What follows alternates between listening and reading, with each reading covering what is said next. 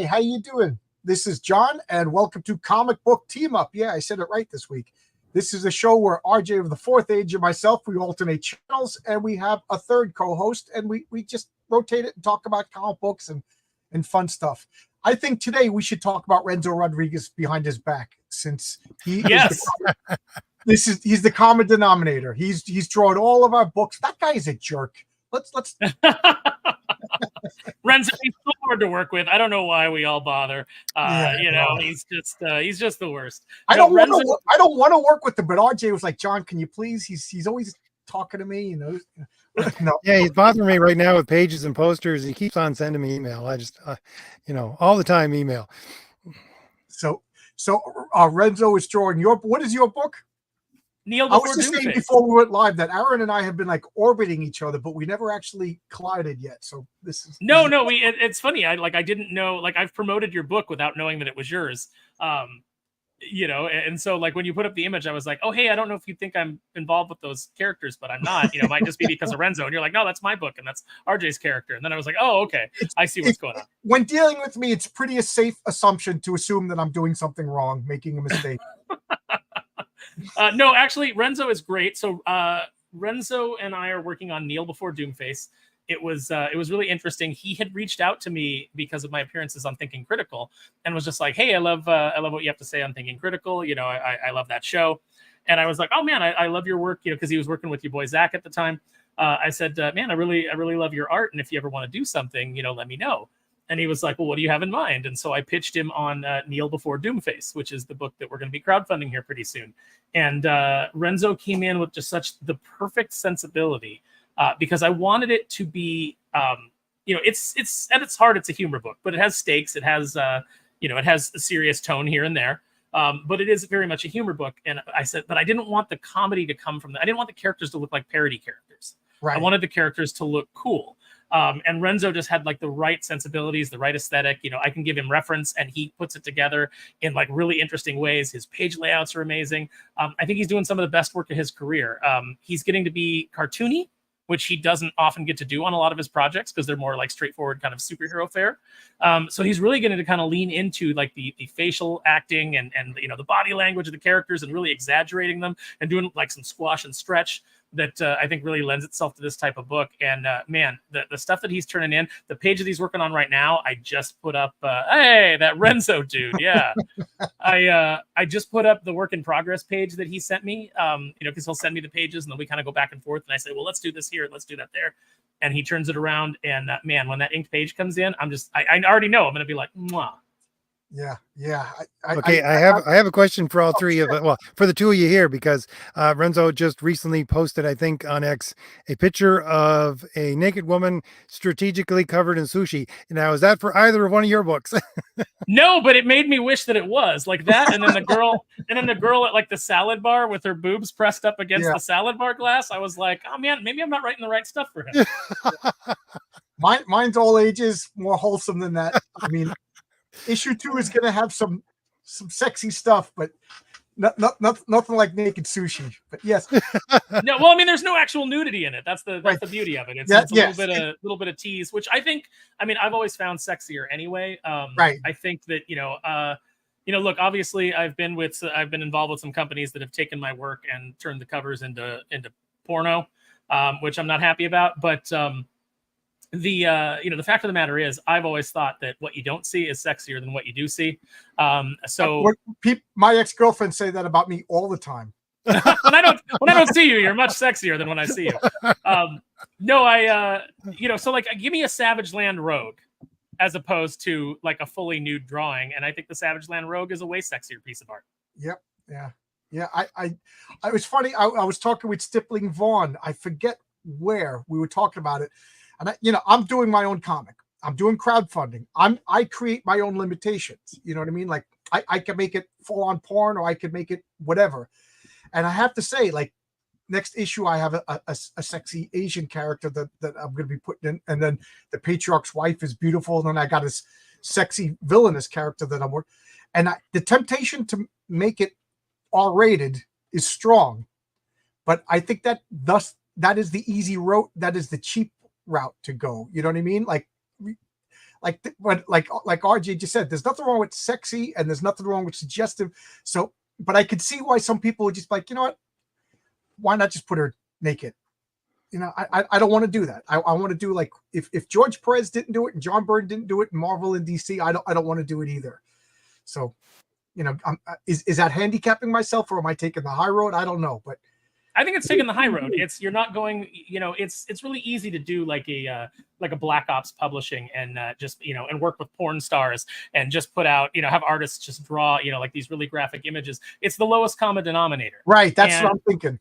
Yeah. And at the end of the day, I don't want a fan base of perverts and weirdos. I want a fan base of people who love comic characters and love the medium of comics and love superheroes and love comedy and, you know, all the things that I love about the comics medium. That's the kind of audience that I want to cultivate. You want to cultivate another audience, that's your business, and you're welcome. Yeah, do what you want. Do what you want. Yeah. I think I did a video on that probably like 3 years ago now, basically saying if that's the kind of audience you want to cultivate, they're not into delayed gratification. So are you really going to get any money out of them? Are you really going to get them buying your book at any rate? You know, that's the kind of questions you got to ask. I don't want to go to a con and have a bunch of sweaty perverts like over my table, like, you know, just like dripping onto the books. Yeah, they pull out a crinkled copy from under their shirt, sign it, and then. So I guess there'll be no nude variant for Doomface or Thomas. No, nothing like that. I mean, I think that what we're doing is plenty sexy. You know, we've got characters like Lexi Vega. We've got characters like Twilight. You know, the men are handsome, the women are attractive. You know, except for Doomface, although I'm sure he thinks he's quite attractive. You know, it's like I like there's women that like big, bulky, scary skull face guys too. You know, right? Yeah, no, there's definitely those. There's definitely those women that are like, you know, Skeletor. He's pretty hot. But you know, it's like I want to go back to the things that I love about comics, which is beautiful heroes, you know, beautiful heroines. You know, just the aesthetics of the city. Like I want everything to be, you know, really like cool looking. Like when you see it, I want you to be visually dazzled. And I want the villains to be horrific, and I want the villains to be monstrous, and I want the villains to be interesting. You know, I just want everything to be interesting. I want you to be able to look at each character and say, I could see a toy of that sitting on my desk because I'm a toy guy. You know, you just had Jesse Snyder on. Jesse's one of my best friends in the world. Yeah, I was going to bring that up in a bit. Yeah. Yeah, and one of the reasons that we became such good friends is, you know, we were working together and we were already friends, but we just happened to be working out around a Comic-Con together. And he pointed out some action figures, and he's like, "Oh, that's cool because of this and this." And I'm like, "Oh yeah, and you could pair it with this, and then you know they'd have those weapons and et cetera, et cetera." And he was like, "Wait a minute, are you a toy guy? You speak toy?" And I was like, "Yeah, I've been collecting toys for, you know, quite a long time now." And it was just like, "Oh man, did we just become best friends?" Did we just become best friends? Here, I'm going to show my toy cred right now. I couldn't resist this. I have that. Yep, that's fantastic. And then I got the I could repaint Count Nefaria into the Patriarch, you know. So they nice. But I couldn't resist, and I tell you, man, that new ROM action figure it's calling me. I was just about to make a 3D. I was just about to have a 3D kit model to turn a regular Marvel Legend into ROM, and then they announced that, and I was like, "Oh, good! I can shift over to something else now." I bought it. How big is it? That's the question. Is it as big as the original? The ROM, I think, is the 15. I think it's bigger. Yeah. Oh yeah, no, I think he is big. I got a 3D printer too. I make stupid nonsense like this, you know. Oh, John, how have we not crossed paths before? I know. That's talking about all this. Did we just become best friends? I think we did. Like, so like I'll just like little stuff I've got on my desk here. Like here's RJ. Like let me get rid of RJ so we can talk better. Yeah, RJ, what are you doing here? Come on, you're harsh. RJ's into toys too. Up in the woods where he lives, he's got a rock that looks significantly like Ben Grimm. He's got a stick that looks like Mr. Fantastic. I got good references for Wendigo. Yeah, there you go. Yeah, I mean, there's a reason first off, we're all connected by this guy. This is the thread that pulls us all together. We saw the wonderful talent of Renzo, and I have to say, making my own comic, I had a couple of artists that I worked with and it just didn't work. Renzo is not only like one of the most talented guys, one of the quickest guys, he's like the friendliest and most energetic, like you know, like correspondence with Renzo is like a joy. Do you? Mhm. You got except for he always complains about RJ. That's right, I forgot. He goes, No, he says, "Could you send this to? Could you send this to RJ, please? I don't want to deal with him anymore." Is what he says. No, he's like the most energetic, positive guy ever. You know, I live in fear of the day that like Mark Miller steals them. You know, and then I. Oh no! See, I actually look forward to that day. No, Because, I look forward Mark to that too. Mark will have him for one project, but Renzo will make so much money on that project that he'll just be able to go like, yeah, I'll do your book. You know, like Yeah. when he's done with it, he'll be able to like, yeah, I'll do it. Yeah, just pay me this, whatever. I'm sitting on a big pile of Mark Miller money. Yeah, it doesn't matter. I'm a millionaire now. Yeah, I know. It's funny because it's like Renzo. I mean, I don't want to jinx him, but he's worked with your boy Zach. Now he's worked with me. It's very likely that no one from the mainstream will ever call him, but the goal is to make these books so successful that they can't afford him anyway. I want Doomface to be so big that I can give Renzo such a big fat bonus and a piece of the property so that anything else that we do with it, if we make toys, if it ever gets an animated series, all pie in the sky dreams, but all those things that could happen, I want him to have a chunk of that. I want him to be able to make so much money without ever having to go draw some lesbian story about two characters eating for 22 pages, in a Marvel comic. That would be such a waste of his talent. Yeah. I said this, like my $10,000 stretch goal is Renzo gets a bonus, because that covers all my expenses, that covers shipping and everything like that. And then, I don't want to sound like a broke Marvel SJW, but I'm not really concerned with making a profit. I have a job. You know what I mean? Like anything I make is to like Oscar, he's in the chat, another guy that's been coloring my comic. Everything goes back to those guys to keep them happy. Because these are the guys in the trenches. This is their main job. This is my hobby. So I any bonuses that I make goes right to Renzo. Mm-hmm. And Mark Miller said that my comic is the first comic he's going to crowdfund. So Renzo, pressure's on Renzo. Yeah. No, he's already done. Renzo's done. He's working on issue 2. He's working on Doomface for me. Oscar is as well. Oscar's doing all the coloring. I think we're going to debut a new piece tonight that Renzo. People have seen the line art, but Oscar just turned in the colors tonight. We're going to debut that in a few. Oscar Carano's doing your colors? Yep. Yeah, great. He is a fantastic compliment to Renzo. He reached out to me and he was like, "Hey, I don't know if you have a colorist yet." And I said, "Well, I mean, send me your samples. I'm always willing to check it out." And he's like, "I love coloring Renzo's stuff." And he sent me his samples, and I was like, Renzo is coloring issue 2. Oh, as my voice cracks, I finally hit puberty. Oscar's color issue number 1 is I have Daniel De La Silva, but I have 2 stories in issue number 2, and Oscar's going to color one story, Daniel's going to color the other, and then Oscar is drawing. Like I said, it's not a secret project if I keep telling everybody I have a secret project, but I have a secret project that Oscar and Tonic Bowl are going to share art duties. I can't wait to talk about that more. Nice. I just say it's Love and Rockets meets Crisis on Infinite Earths.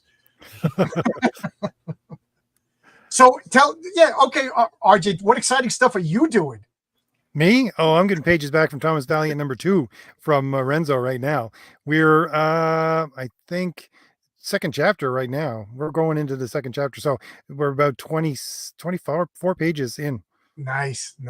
Renzo, if Mark does call you, drop everything. Nobody's going to get mad at you. Nobody will get mad at you. Drop everything. No. We totally understand. I'll wait.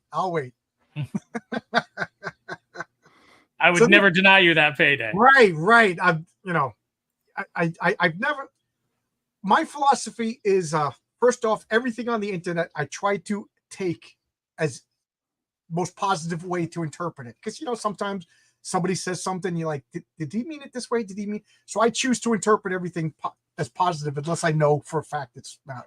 And the second thing is, I don't get jealous out of anybody because, you didn't take that out of my pocket. You know what I mean? Like, oh, just because Doomface is doing really well, that's not like that means that my comic necessarily has to do bad. It's not a closed economic system. It's possible for both our comics to do well at the same time. So I'm cheering RJ. I'm cheering you. I'm cheering all my buddies. I want all the comics to do well. Well, the rising tide raises all ships. So Absolutely. let's say I get really good promotion and a really good response for Doomface.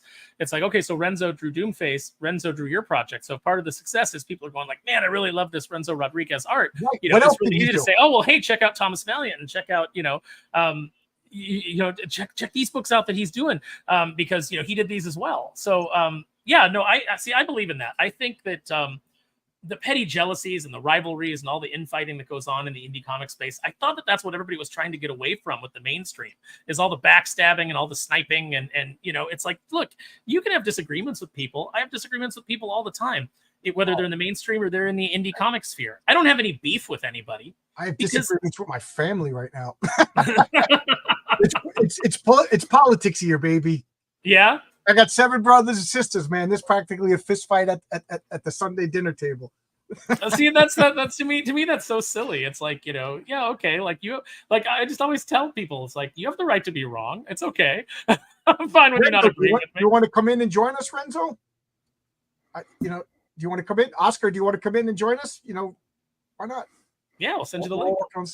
So you said you had first off, put your links in the private chat, and I'll put them in the public chat for anything. I put the links at the beginning to oh no, I didn't. I actually put the I put the StreamYard links. Oh, what am I? Tell you, I'm such a boomer. Yeah, it's all connected. If one book does well, the others will do. Exactly. Oh, Renzo's got the flu. All right. Oh man. Yes, Zapdigletti. Yeah, it's like RJ says, there has to be beautiful women, heroic men. And Hojo, I'm like, too much caffeine. Hojo's got a great comic called The Mythicals. I can't wait for issue number 3. He just showed a beautiful piece of artwork for that. I'm all excited. So I edited issue number 3 for him. Oh, cool. Mm-hmm. Cool. Oh, you said it. All right. So let's see your art that you wanted to debut. And then I want to hear some embarrassing stories about Jesse. Oh, okay. I sent it over to you. I don't know if you can share your screen. Oh, okay. You sent it to me. I thought you were going to bring it in the Twitter. No, I'm not good at this. Well, neither am I. That's why I was hoping you had it. Okay. Don't tell me that Wes is the actual brains behind critical thinking. It's Wes. So yeah, Oscar just turned this in. Look at how good this looks. Yeah. Oscar is available for work. He could draw. I'll give a sneak peek of something Oscar just drew for me. Oscar could draw. He could color. And Oscar, what's the name of the book coming out? Roma by Magma Comics. That looks amazing. Let's see. They write what they know, that nothing because they've never lived. That's true. The only backstabbing scene is break your neck again. Yeah. All right. I don't want to get into any of that. I'd rather just be positive. So this is Renzo's art colored by Oscar. Mm-hmm. Okay. And so he just gave this to me right before the stream, and he was like, hey, are you going to show off any art? And I was like, well, I am now. This is incredible. He did 2 versions of this. This was actually my favorite because the shadowing on the face was just a little bit more prominent on this one. And I really dug it. I'm looking at this. I'm thinking that I might have to make this a poster. I might have to take this to New York Comic Con as a preview for, as like a preview promotional item for Kneel Before Doomface. I'm thinking that definitely needs to happen. Is this a cover? It was just a pinup that Renzo did, but now I think it is a cover. This is the thing with Oscar, is like, he'll do a pinup for us, like he'll color it. And then I look at it and I go, well, why wouldn't I make this a cover? Why wouldn't I do something like this? It's so good. But I'd love to do like prints and things like that. Obviously, we're going to have a bust that's part of the campaign. I've showed that off on my Twitter and my Instagram. We've got a 3D modeled bust that's ready to go. That'll be a really limited item of Doomface, and I'm going to hand paint and number each one. So it'll be a really limited item that hopefully can get. My hope is that it'll help me help reimburse all the costs I've already put out. And then give bonuses to everybody. This is the hope. So fingers crossed. But yeah, I'm thinking that needs to be a New York Comic-Con print that people can buy. And of course, one of the things that I promised is that if you sign up for the mailing list at kneelbeforedoomface@gmail.com, you will have access to exclusive perks. So any exclusive, if you're on that mailing list, if you come in, if you support us right out of the gate, I'm always going to make those kinds of exclusives available to anybody that can't make the show. That's part of our mailing list. So yeah, Oscars. I'll show you some Oscar practice pieces. And since you got a Renzo Oscar thing going, I got to show this. This is the cover to Heroic Tales #2. Ooh, who's the monster guy over? Like I'm moving my mouse around as if you can see where I'm putting. Yeah, I know. I do the same thing. I move my mouse, but that's Mary Sue. Renzo drew her. She's going to debut in issue #2, and the monster guy is the monster guy. Read the comic and find out. But when Renzo read the script, I said, do whatever you want for the cover, and he right away said, "Remember that Fantastic Four issue where everything was broken up?" And I was like, "Perfect."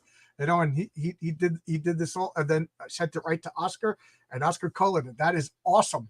I can't wait. So guys, I broke my neck. My comic's still going to come out, and we're working on issue #2.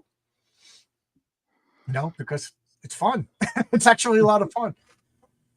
I find the best thing with getting pages back from Renzo is that there's always, they're beautiful pages to begin with, but there's always a gem within a couple of pages. And I found one within Thomas Valiant. It was probably like 10 pages in. And I said, Renzo, take this panel and make it into a poster, because that is amazing. And he did that with my Phantasm poster. Yeah, and I'm thinking, it's the same thing with what you're talking about with the Doomface that you want to turn into a poster. His stuff, especially after it gets colored, I mean, it just comes to life. We got a question. So did he choose that name, or was that name chosen for him? Doomface. Or is that a cultural last name, Doomface? Well, I'll put it this way. His brother's name is Malignus. And part of the conceit of Doomface is I knew I wanted a kind of like Dr. Doom type character. And I also knew that I wanted to draw on like some of my favorite 80s villains, like Skeletor, like Hordak, like Primeval from the real or from the Ghostbusters cartoon that wasn't the Dan Aykroyd, Bill Murray version. I wanted to kind of like pull all those things in. There's a little bit of Bishamon from Darkstalkers to his armor. I like the name Doomface for a couple of reasons. Number one, because it's kind of ridiculous, because he can say, "I am Doomface, the face of your doom." I kind of liked that. And I like the idea of him having like different faces on his armor that will actually, the armor is alive and it actually reacts to it. So if he's saying something ridiculous, the armor might be rolling its eyes. If he's, really like raging about something, the armor might be angry along with him with, flames spitting out of the eyes. It just kind of like, it all kind of like worked together as a visual. So thus far, I'm not really ready to reveal a story reason for the name, but that's the actual creation reason for the name. And he has a brother named Malignus? Yes, that's his younger brother. My sister's name for me is Flatulous. Yes, my character's name is Mary Sue, but S-U. It's a Chinese name. You'll see her origin, but her family fled Maoist China, because they were Roman Catholics. So they fled religious persecution, came to America in the 50s, and she's a third generation immigrant. Montage. I don't have a montage. No, she's not Vietnamese. She's Chinese. Doomface, only a mother could love. Does his mother love him? Is that a secret origin? Was he not loved by his mother? Well, what's funny is like I never really up until in this working on this first issue, and then I've got ideas for like volume 2 and 3. Working on the first book, I never really I hadn't really mapped out any kind of like family lineage or anything like that. But in the background of one of the panels when they're in Castle Doomface, which in my imagination was always called Xanadoom, until now, but see, now Doomcock uses that, on his channel. So Xanadoom. So I'm like, is it gonna be like I'm copying Doomcock, even though I had it before he did it on his channel, and there's no way, it's just one of those things. So I might have to ask his permission to use it, and I will definitely give him a shout out in the comic. As a serious side, do you ever find, because I have about 10 scripts written in various forms, and I have about 20 ideas for comics. I'm already changing things because I'm seeing other comics coming out with like characters that I wanted to use, like Dave Brink, who does Genuine Comics. He has a team called Phenomenals that's being crowdfunded right now, and one of the characters is called Visionary. And not only did I have somewhere around issue 5 or 6 of Heroic Tales, there was going to be a team. The team leader's name was Visionary, but he actually had the same look. There's no way I could keep that character as is. Has that, RJ, has that happened to you? Has that happened to you, Aaron? Did you have to just go back to the drawing board? For me, I just am so much stuck in my own head, and I don't really get out much. So if somebody is creating the same character as me, I would not know it. Oh, okay. Fair Well, enough. I will tell you this. There was actually a character in Kneel Before Doomface named the Patriarch. Really? Yes, there was. Yeah, because it was I'm it happy goes I so ruined long. somebody else's plans instead of No, my it plans. goes it goes so well with the theme, which is making fun of kind of like all of the things. So the patriarch, the patriarchy. You could really kind of do that. So that was originally going to be a possible name for Colonel Silverstreak, was that he was going to be the patriarch. But then when I saw that you were doing that, and then I also had this other idea from when I was a kid and was making comics with my friends, so I was like, this will work because he's like a Nick Fury type. So yeah, that happened. Xanadu happened. Let's see what else. There's a couple. I'm surprised nobody else took the Patriarch. I was like, nobody else. To me, it was like an obvious name. Like I can't believe. Yeah, I can't believe that people weren't doing the Social Justice League. Yeah. That's going to be such an easy that's such an easy slam dunk. Led by the White Knight. That's going to be the first obstacle. That's Elon Mudd's comic, right? The Plunger. You have something to do with that? The Plunger? No. So, there's going to be a problem because Elon Mudd has a comic called The Plunger, and he fights the Social Justice League. Oh, okay. Well, it's right there. I'm going to use it anyway. It's the White Knight and the Social Justice League. Right. They don't. I mean, they don't really stick around as that group past the first issue. Because we were joking about that. I was like, they should be led by the Colonizer, and then one of the team members should be just the cis army man. No, so ours is led by the White Knight. And on his team, he has non-binary, who is a who basically is a multiple man type, but can only do it in uneven numbers. You've got gender fluid, who turns to water, because obviously I wrote Darkwing Duck, and one of my favorite characters is the Liquidator, so a water-based character. We've got Gatekeeper. We've got these write themselves, man.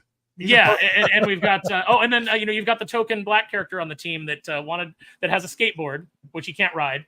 They just gave it to him, and he wanted to be called Power Slide, but they named him Black Riot. And that was the name that the White Knight gave him. So when he introduces him and he says, and this is Black Riot, and then the character is like, what? Like what did you say my name was? I want to be called Power Slide. And so that starts the team friction, because it's all based on these people that that like kind of the inherent comedy of these white people that love to speak for minorities, even when the minorities are saying something different. It's like, no, I'll speak for you. I have big shoulders. I can take on this. I care so much. Mm-hmm. You should have a speedster called Master Race. There is a character referenced that. So behind me is let me see. It's the easy way to do this. I know. So I can't see behind me. So these two characters, these are the two superhero characters that they're the B story. So Doomface and his return to 2024, because he was banished in the 80s, and now he's back. So his is the main story of him trying to reestablish his villainous kingdom, and obviously the world's a lot different than it was when he was around in the 80s. These two characters have come to the big city to be superheroes, and the conceit for their story is, what if breaking into the superhero business was like breaking into the modern day comic book industry? And that's why they have to fight the Social Justice League first, even though technically those are considered the heroes. Oh, that's pretty clever. It's pretty meta. Yeah, but it'll all be, but it's not going to be like the kind of like Deadpool kind of meta, where it's just like right in your face. Like, there is going to be a little bit of subtlety to it. Well, yeah, I like humor from the situation rather than just like, typically comic book humor has just been like, instead of the Hulk, he's the Bulk. You get it? Mm-hmm. Like, instead of the Human Torch, he's the Human Scorch. You get it? Comic book humor, with the exception of Mad Magazine, hasn't had a great track. But like Mike Barron's Florida Man. It's funny because it's treated like it's a serious romp. The comedy arises from the situation. That I like, and that I can't. So the book will have ridiculous characters, ridiculous situations, ridiculous personalities, but the stakes will be real. You know, like characters can die. They're you know, like there's going to be real stakes. So it's going to be you know, it'll have like kind of the comedy of the Tick and the Venture Brothers, but it'll have the actual stakes of the Venture Brothers. You know, these are the kind of things I'm going for. And a big influence on me was Steve Purcell's Sam and Max. So a lot of my humor comes from that. And if you read my Darkwing work, there's a little bit of that in there as well. So actually, there's an organization that we created for Darkwing when it looked like we were going to be writing a in-universe DuckTales 2017 Darkwing Duck TV show comic that was like, these were the episodes of the TV show. And of course you can't use Fowl because Fowl exists in the real DuckTales Darkwing world. So we had to come up with like a TV version. So we invented this this Hydra, you know, / Cobra like group for that comic. That comic never happened. So now that group has been recycled, and them and their slogan and kind of you know, the comedy of that group has been recycled into Kneel Before Doomface. So leave no good idea, you know, on the table. RJ, do you find I find like comedy and horror are hard to write because they both are really rely on timing. You know, I think comedy is probably even harder to write. I mean, you wrote Darkwing Duck. Do you, Aaron, or do you guys agree, disagree with this? I think honestly, what you had J.M. DeMatteis on just yesterday, 2 days ago. He had the exact words of how to write a comedy. He said, I didn't try to write a comedy.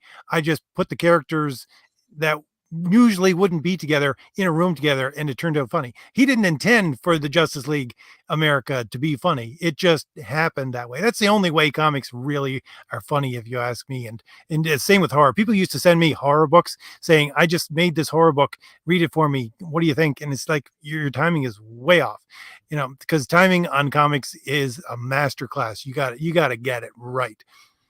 Yeah, I'm trying. Like I'm not doing comedy, but I wrote one joke in issue number 2, and it sounds pretentious, but it's just, that's what this character would have said at that particular moment. You know what I mean? It's just, I didn't plan on her making a funny joke, but she made a funny joke because that's how I planned this character to be. So let's see. In issue number 2, if anybody goes, ha, that's pretty funny, just let me know. if you said I read the whole thing and I didn't laugh, then I didn't. If your characters are fully realized personalities, if you know, have the idea of who they are and what their voice is, and then you put them in situations, you will get comedy out of that because, you know, the characters will naturally speak to you. I don't know if you've had this in your writing, John, RJ, but often if your character is well defined enough, they will tell you where the story is going. You may have an idea of like, this is what the story is. And then as you get into the actual writing of it, the character will start to dictate something different because they would react to the situation this way. And then, you know, the best stories are always because of this. Right. You know, this happens, and then that makes this happen, and then that makes this happen. Whereas so many writers today in both television, movies, and in comics, they just write, this is what I want to happen, so this is what happens, even though it doesn't make any sense. Your boy Jack calls out writing backwards, right? Yeah. You write the end, and then you just want to shoehorn your characters into. I agree with you. Like a lot of times I'll have like, okay, this is the outline. This is where I want to end up. This is where I want to go. And as I'm writing it, I realize that that's not the way the story should go. You know, limitations are something that's needed, and few people have it within comics right now. They don't limit themselves. Same with me, John. I'm writing a scene right now for one of my characters, and I thought, well, they're going to have to get out of this situation somehow. But I thought to myself, well, they can't do it X, Y, and Z way because power limitations means that it's going to be something else. So the story took it out of my hands and put it down on the page. Yeah, the limitations. That's what's needed. RJ is 100% right. And also keep in mind, Aaron, you're the professional writer here. I don't have anything published yet, so take everything I say with a grain of salt. You know, but one of the things I wrote out all of my characters, like this is one of the minor characters. And here's all her stats, like a role-playing game. So I literally have all my characters mathed out. So like the patriarch can't just pull out a win out of his butt because I need it to happen to defeat this. You know what I mean? Like, I know how much he could bench press. I know how much his powers work. I know how fast he can fly. Literally, I used formulas for a role-playing game. So I know their limitations. I know how you could beat them because I made these characters. I know how the bad guys work.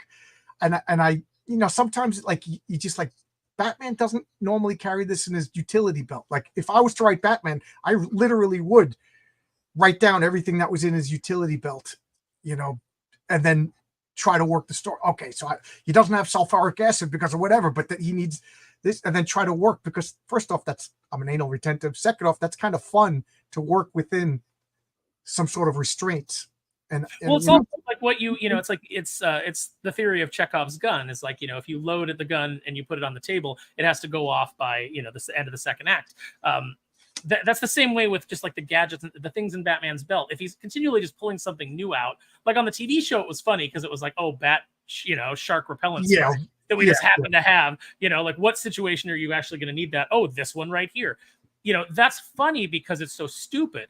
But in a book that's supposed to be taken seriously, you need to set the things up so that the reader understands the logical progression. And if you do it in a deft way, you can put things on the table and they won't even really realize that they're there until you pull them back out. And then they'll be like, oh, for example, and we never got to do this because, we got canceled so early in our second Darkwing Duck run, because the book wasn't selling, but because the company had a finite amount of resources and they decided that a Pirates of the Caribbean comic was going to sell much better than Darkwing Duck.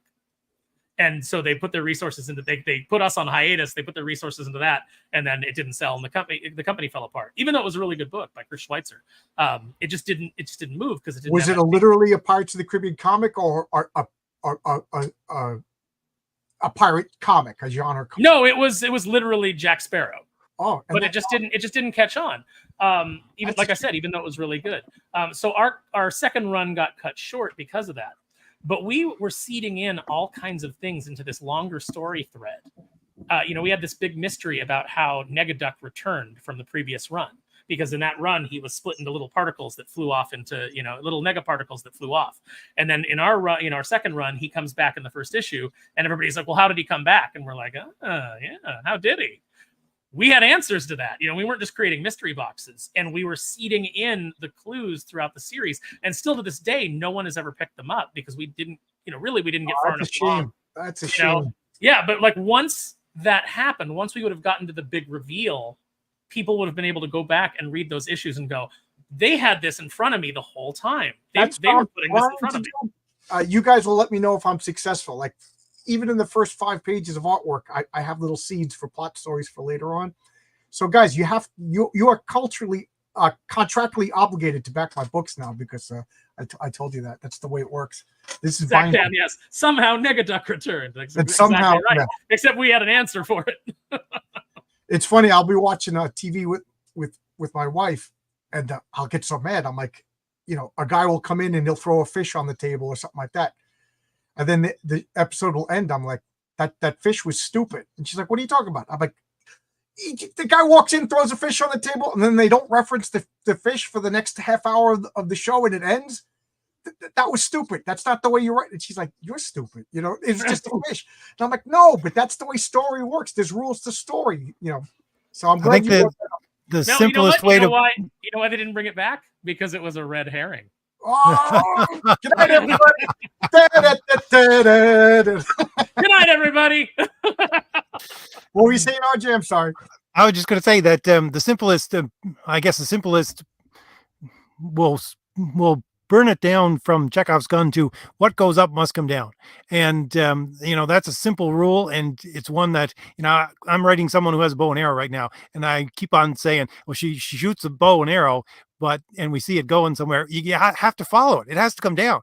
You can't not see it hit because everyone just in their mind is thinking, okay, it went up, it's got to come down. And if you don't show them to come down, that shoe doesn't drop, then they're left hanging. And really, it's bad storytelling, just in a tiny little minute way. It's closure within, Yeah. You always see those movies where all the cowboys just start shooting up in the air. I'm just like, I would love to see them ride off into the distance, and then like you see like all the cowards like come up from behind the barrels and then just get killed, you know, because those bullets have to come down, But that's they ride into the next town and everybody's dead.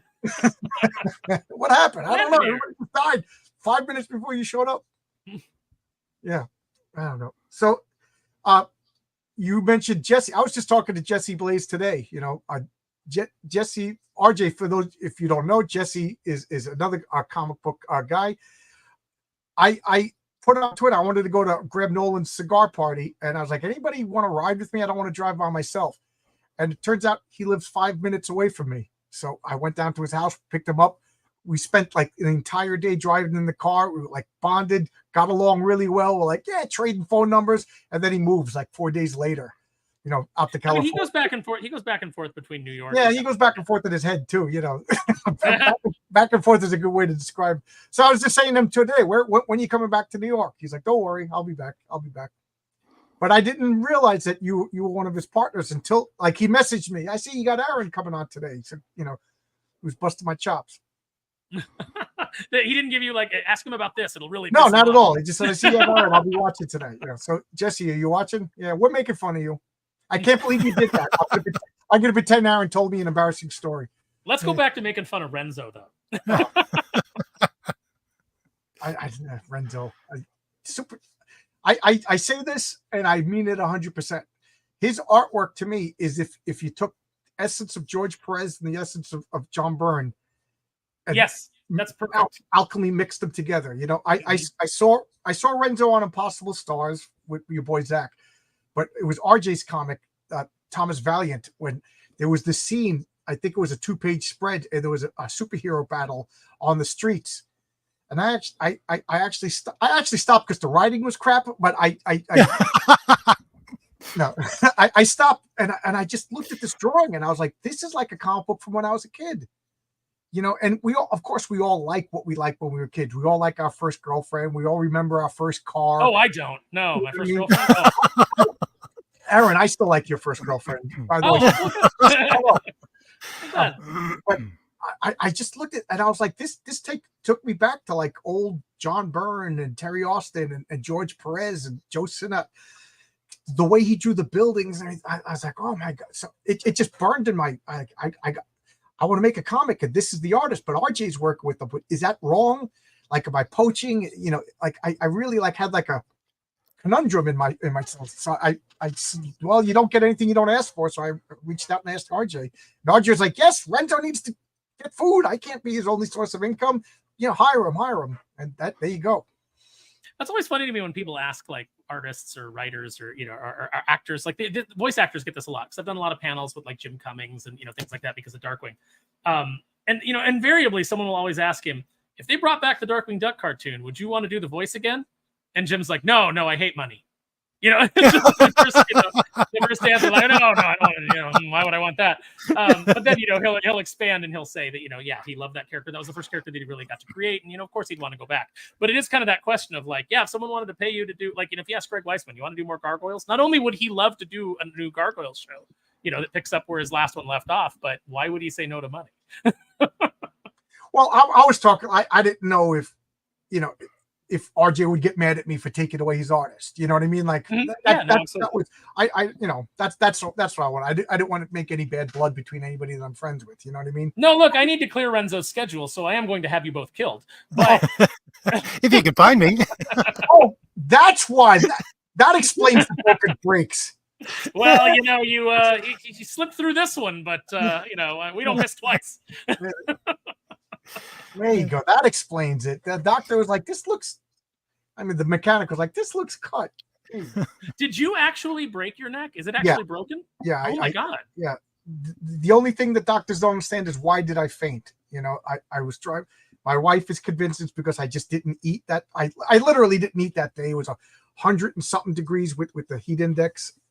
And I skipped lunch because I was coming home early and I was just driving and all of a sudden tunnel vision. I was just in urgent care this morning because of yeah, you and so Yeah, no, I definitely understand. Yeah, and that's what happened is I came home, I felt awful. I just kind of like laid around on the couch because I didn't have the energy to do anything. I fell asleep, and then I woke up in early in the morning, and I went to get up off the couch, and I almost fainted. I almost fell, and then I was like, oh man, something's definitely not right.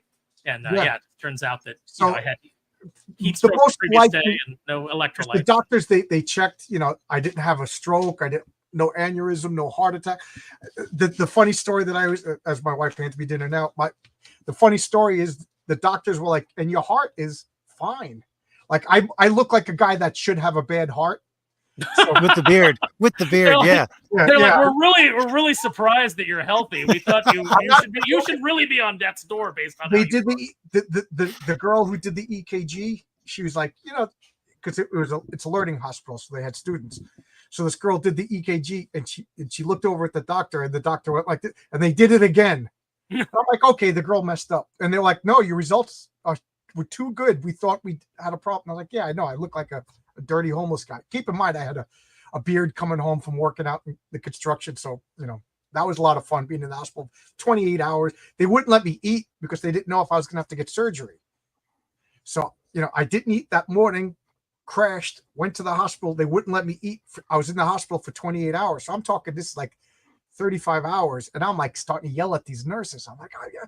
I told them I was leaving. I got up and I started walking. I had an IV. I'm like, where are you going? I was like, to the cafeteria. They're like, you can't go to I was like, mate, stop. I was turning into a angry jerk. Were you in the hospital again? So you're just walking around? No, I was wearing my dirty construction. They never admitted me. There was no room. Gotcha. The hospital was like, it was like packed. It was packed. And I called up my wife. I think I'm in geriatrics because everybody was in there. But it turned out it was a really hot day, and it was all like old timers who passed out from the heat. Everywhere I looked, there was like a 90-year-old lady. I'm like, I'm an old man. I'm in a geriatrics. But it just turned out, But and then finally somebody under 30 came in. I was like, thank God. They had a guy come in and got into a fight with the cops, so he's handcuffed right next to my bed, screaming at the like. Sounds like New York to me. Oh yeah, it was New York Hospital. There you go. It was a lot of drama. Don't be surprised. Issue 4 of Heroic Tales is about a guy strapped to a gurney with a bomb for 28 hours. Yeah, Ren. I feel like the hot girl Renzo. We're passing you around like a the girl with the girl, like a naked girl with sushi on her body. That's what we're doing. No, see, I knew that I liked Renzo immediately, like even before I was familiar with his art, when I'd see him respond to things on Twitter, just because I was like, oh, he's got he's got an image of Ron Swanson as his avatar. And Renzo, I don't know if I've ever, Renzo and I have never actually talked. It's always through text.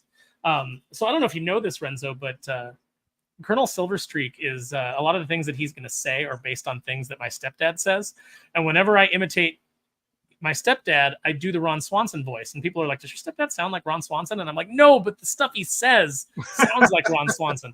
So, one of the stories that I always tell, and this is one of the things that Colonel Silverstreak will say, is that my dad calls me one day and he's asking me, he's like, I was watching this thing and they were talking about Menonists. What the hell is a Menonist? And he's like, I knew you'd know. And I was like, oh yeah, it's like MRAs and blah blah blah. And I start explaining to him, they're these guys that think that men's issues aren't addressed enough, and there's some valid complaints, but then there's also these weirdos in fedoras, and I explain the whole thing to him, and he listens to the whole explanation, and then he just goes, "Real men don't whine about how bad they have it. Real men tie a tourniquet around their bloody stump and finish chopping the goddamn wood." Yeah. That's a direct quote. And I'm like, well, that's going in a comic. I saw my father, no joke. He looked at the phone bill one day. This was back when we had one phone in the kitchen. He looked at the phone bill, looked up at my mother, because my mother was talking to her sister, my aunt in California. And he just walked over to the phone, ripped it off the wall, threw it into the garbage, sat down and continued eating, and then cut his hand so bad that he had to get stitches, but he had to finish the spaghetti and meatballs first. We went 3 months with no phone. There was 2 wires sticking out of the wall. We weren't allowed to touch them. We weren't allowed to address the fact that my father, the maniac, ripped the phone out of the wall, cut his freaking hand open, and I'm trying to eat spaghetti, not crying. You know what I mean? And I was like, God, I miss when men were men. You know what I mean? And I'm like, and I'm supposed to complain. I'm supposed to complain. You know, I don't know. He was like, RJ, "There's what about 3 you? months worth You of live in the charges woods. here on this RJ bill. We are still- going 3 months without it." Yeah, RJ was chopping wood today to, like, you know, power the wind turbines so we could have internet. Yeah, I like chopping wood. Yeah. You know what's funny is my wife won't let, but I bought a sword for chopping wood, and It doesn't work. You're not balanced. I know it's a big heavy sword. It's called a Viking wood splitter, and I got limbs cut down because this is supposed to be bad for hurricanes this year. So I said a little bit of prevention. So I spent like $1,000, and these guys went up and cut down these limbs. And I said, leave I'm going to chop the wood up, and I have a fire pit in the backyard. So I took out my Viking wood, and it's funny because first you get self-conscious. You're like, okay, my neighbors are going to think I'm a maniac. I said, but at the very least, nobody's going to steal my catalytic converter because I'm a maniac with the sword chopping wood in front of my house. But I couldn't do it because, like you said, the balance was off. So I was so disappointed. So now I got a dirty sword I got to clean. Get yourself a bill hook, and you can cut anything you want with that. That thing is balanced, and it looks like a sword. You get yourself a bill hook. You can get them down at the hardware store. Okay. Well, I bought an axe and I bought a chainsaw, which kind of makes me feel kind of cool. So the next day I'm out there with the chainsaw, and of course I cracked open a beer and I had my DeWalt radioplasted Black Sabbath. I'm the Black Sabbath neighbor. You know, chopping wood.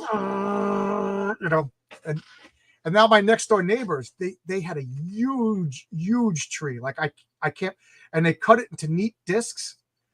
And my wife won't let me go out. They said I could take it. I want to take a couple of these discs and hang them up on trees in my backyard and use them for throwing axes at. You know, make them perfect. But she's like, you can't do it with your neck. I'm like, so anybody want to come down and help me grab some wood? So my wife, it's the only thing I'm afraid of is my wife.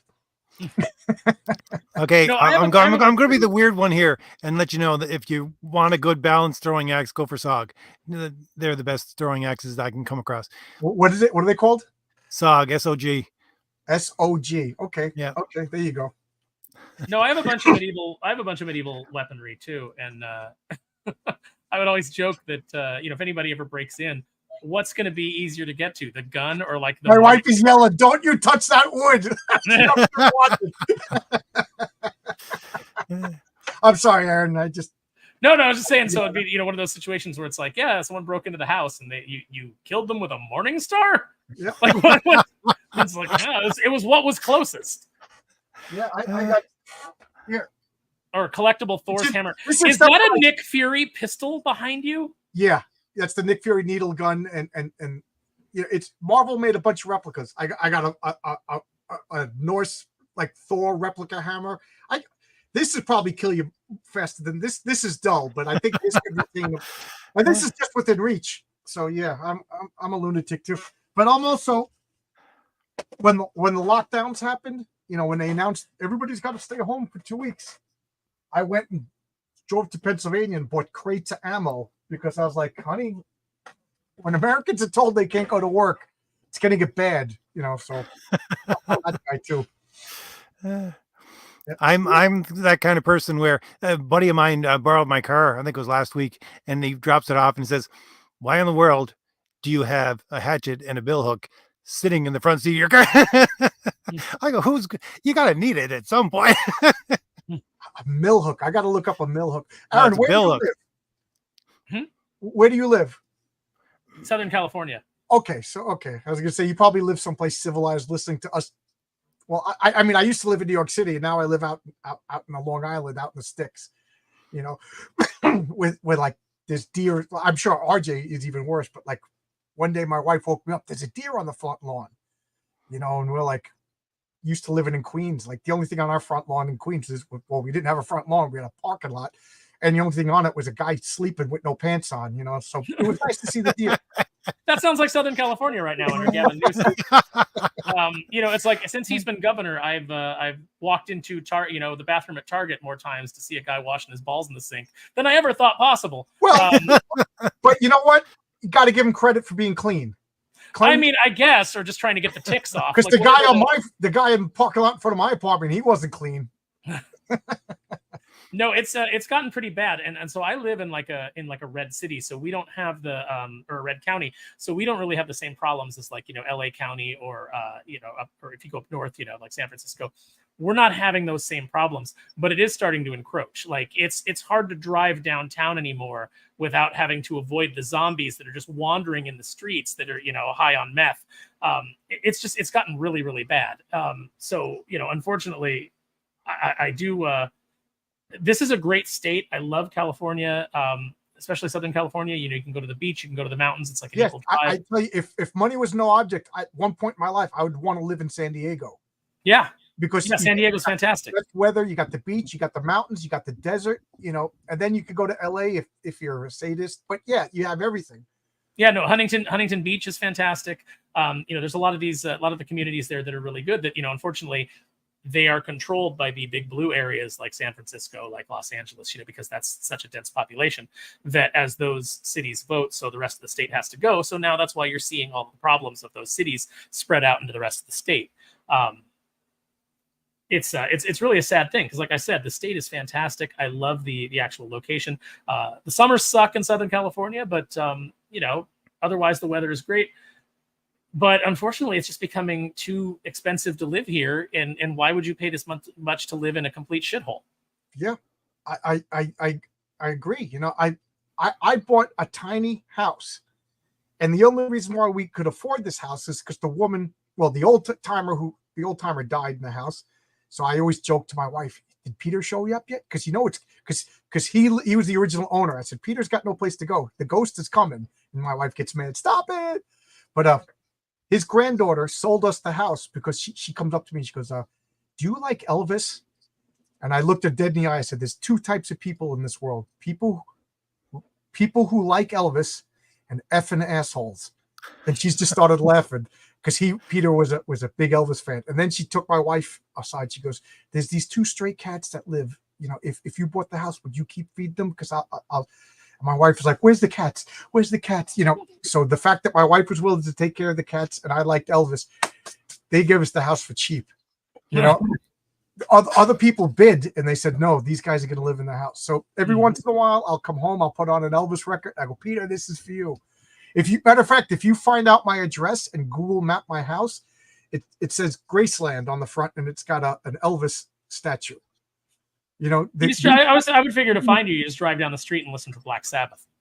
Well, that's now. But the picture that's still on Google Maps, it's got Elvis memorabilia. Matter of fact, the news used to come to my house when Peter was still alive and interview him on Elvis's birthday. He was the local celebrity. So there you go. Yeah, I live in Heartbreak Hotel.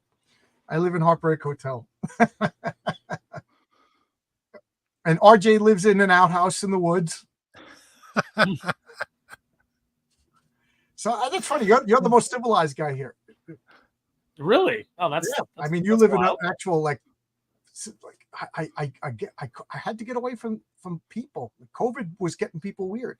Did you have that, RJ? I know it didn't really affect you, right? The whole lockdown and COVID. And no, I was working from home anyways, and I just alter my schedule slightly because I only leave the house like once a week.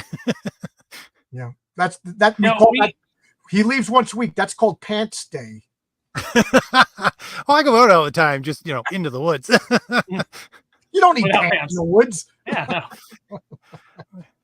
no. We had some. You go down to Aaron's house and you wash your balls in the sink. That's right. Just like right at the local Target. Where in full nice like that. That's the RJ. You never know. Yeah, no. In California, don't send. It's not a place where your kids are like, "I have to go to the bathroom," and you go, "Okay, it's just right over there." No, you walk them in. Yeah. You need to make sure.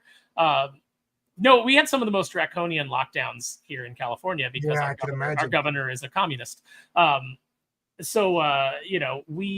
We had very strict lockdowns that they didn't want to let go of, power that they didn't want to relinquish. So what you saw a lot of businesses operating, they would just put newspapers up in their windows like they were closed, but they would take appointments and operate quietly. So, you did see a lot of that going on. There were some restaurants that openly defied the governor. I made sure to go to every single one of those and support them. I made sure to tweet that I was there. One of the coolest things was when they closed down the beaches. Just another stupid decision from a very stupid lizard man. They're closing down sunshine and exercise for your health. Yeah, exactly. So my friend and I drove down to Laguna Beach, and we were just like, well, we'll just drive around, since we're not supposed to like go do anything. And then I was like, I'm gonna get out and I'm gonna go down to the beach. And so I like get out of the car and I start like walking down to, and my friend who's like very much, she's very much about the rules. She's like, you're not supposed to go down there. And I'm like, yeah, well, I'm gonna. And she's like, I can't. And she goes, I'll just wait here. So she waits at the top of the stairs. I go down the stairs. I'm walking around, on Laguna Beach. And then I come back up and there's an officer waiting with her. And I walk up and I'm like, good afternoon, officer. And he's like, you know that there's a mandate that, the beaches are closed. You're not allowed to be on the beach. And I said, I know that there's a mandate. I also know that mandate is not legal. It's not a law. And I know that I am a free man protected by the Constitution. And the officer stood there for a cop. The cop stood there for a second. He got this smile on his face and he goes, you have a good day, sir. I was like, you too, officer. And he went on his merry way. But it was like one of those things where it's like, he just had to inform me of what was, but like he wasn't going to enforce it. Yeah.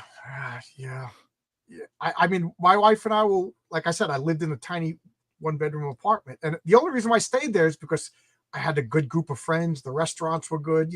It was kind of cheap. But when they closed all the restaurants and then all my friends were like livid, like I was telling me, I'm going out. One of them saw me getting out of my car and I didn't have a mask on. Like, why don't you have a mask on? I said, do you have a mask on? She goes, yeah.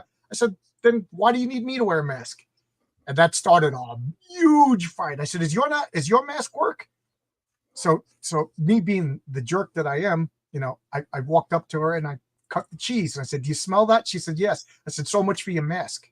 If you could smell farts, then you could get COVID. And that was I had somebody yell at me while I was in my car. I was in my car by myself and I was driving and this lady started yelling, you should be wearing a mask. And I just like lost it. I just like rolled down the window and I was like, I'm in my car by myself. Stupid. My wife and I were walking down the street and somebody rolled down the window and yelled at us, put a mask on. I'm like, I'm with my wife. Like we live in a 1-bedroom apartment. Like it's, so I was like, I said, we got to get out of here. This is going to get bad. Like I'm going to get into fights. Mm-hmm. I'm going to get into fight. And then when I had an engineer check out this house and I'm like, if he says no, this is going to cause like a money and I might. So I was like, all right, I got to put the mask on because I don't know how this guy's going to react. So I'm waiting in the house by myself with a freaking mask on, waiting for the engineer. Because again, I don't want the guy to be like, there's no mask and leave. I open the door. He looks at me, he goes, that mask is ridiculous and it doesn't do anything.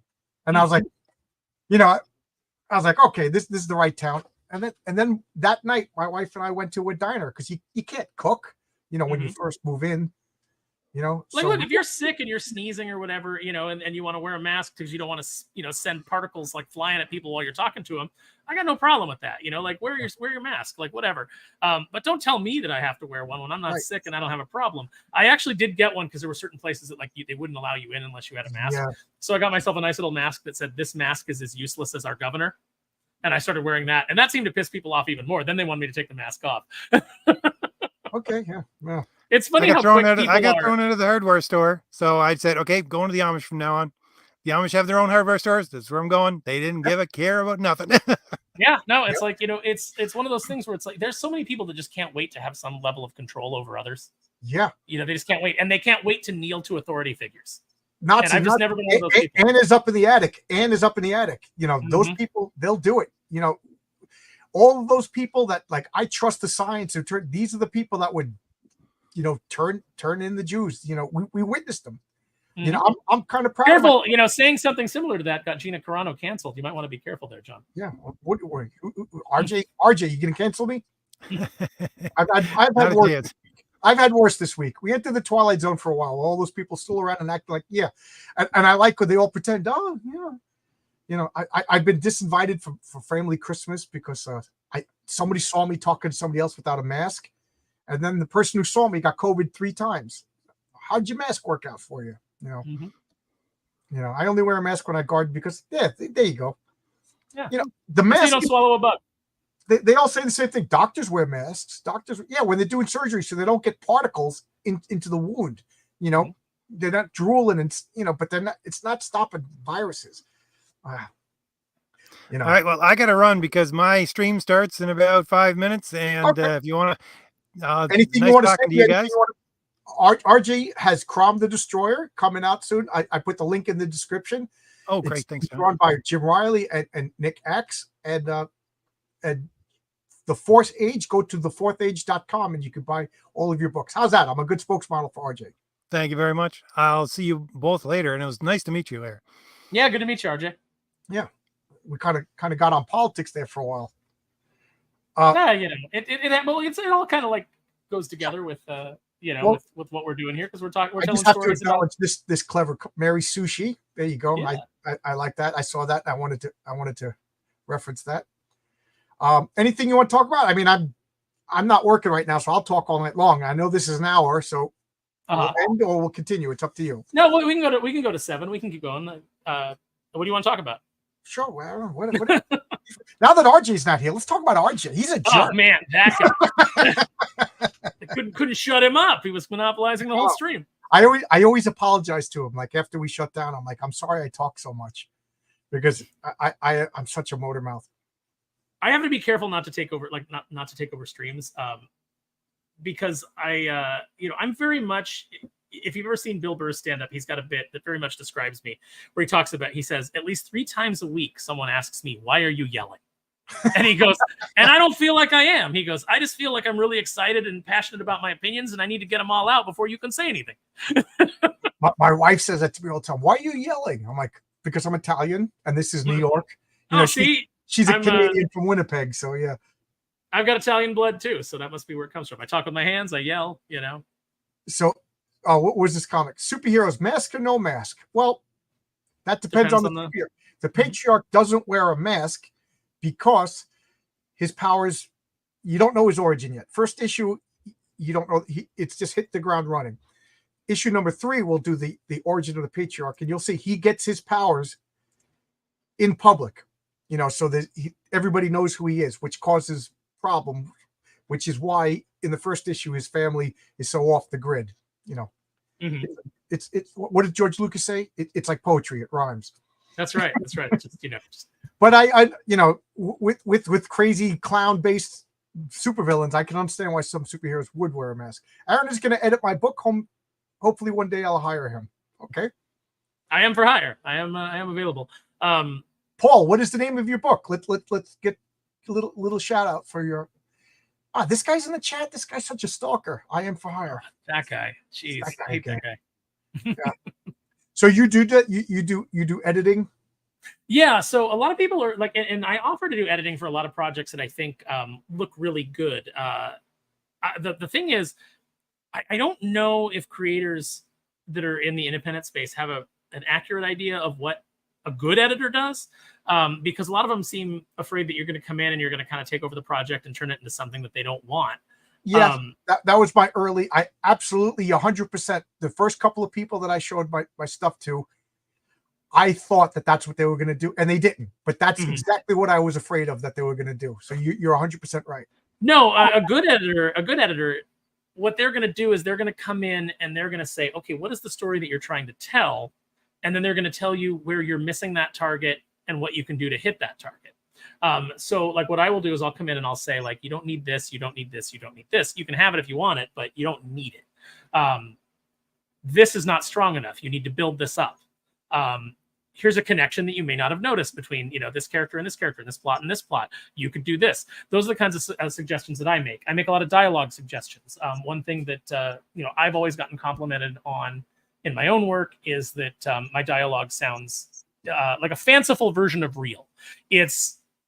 It sounds like a real conversation amongst smart, witty people. So, I try to do that. If jerks, I only write stupid jerks. So nobody. Yeah, just dullards and morons that are angry. That's all that I write. So, that's kind of like what I do as an editor is I want to help you create the best version of the thing that you want to do.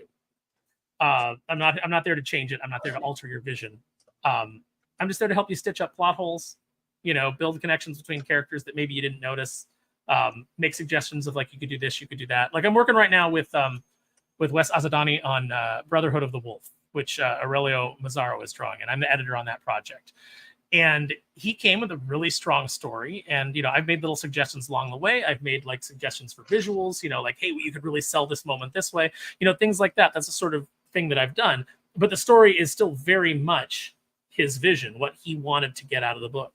And that's what I try to do for everybody. So if you are someone that I think your project looks cool enough that I'm like, I would like to work on this with you. I'm not trying to change it.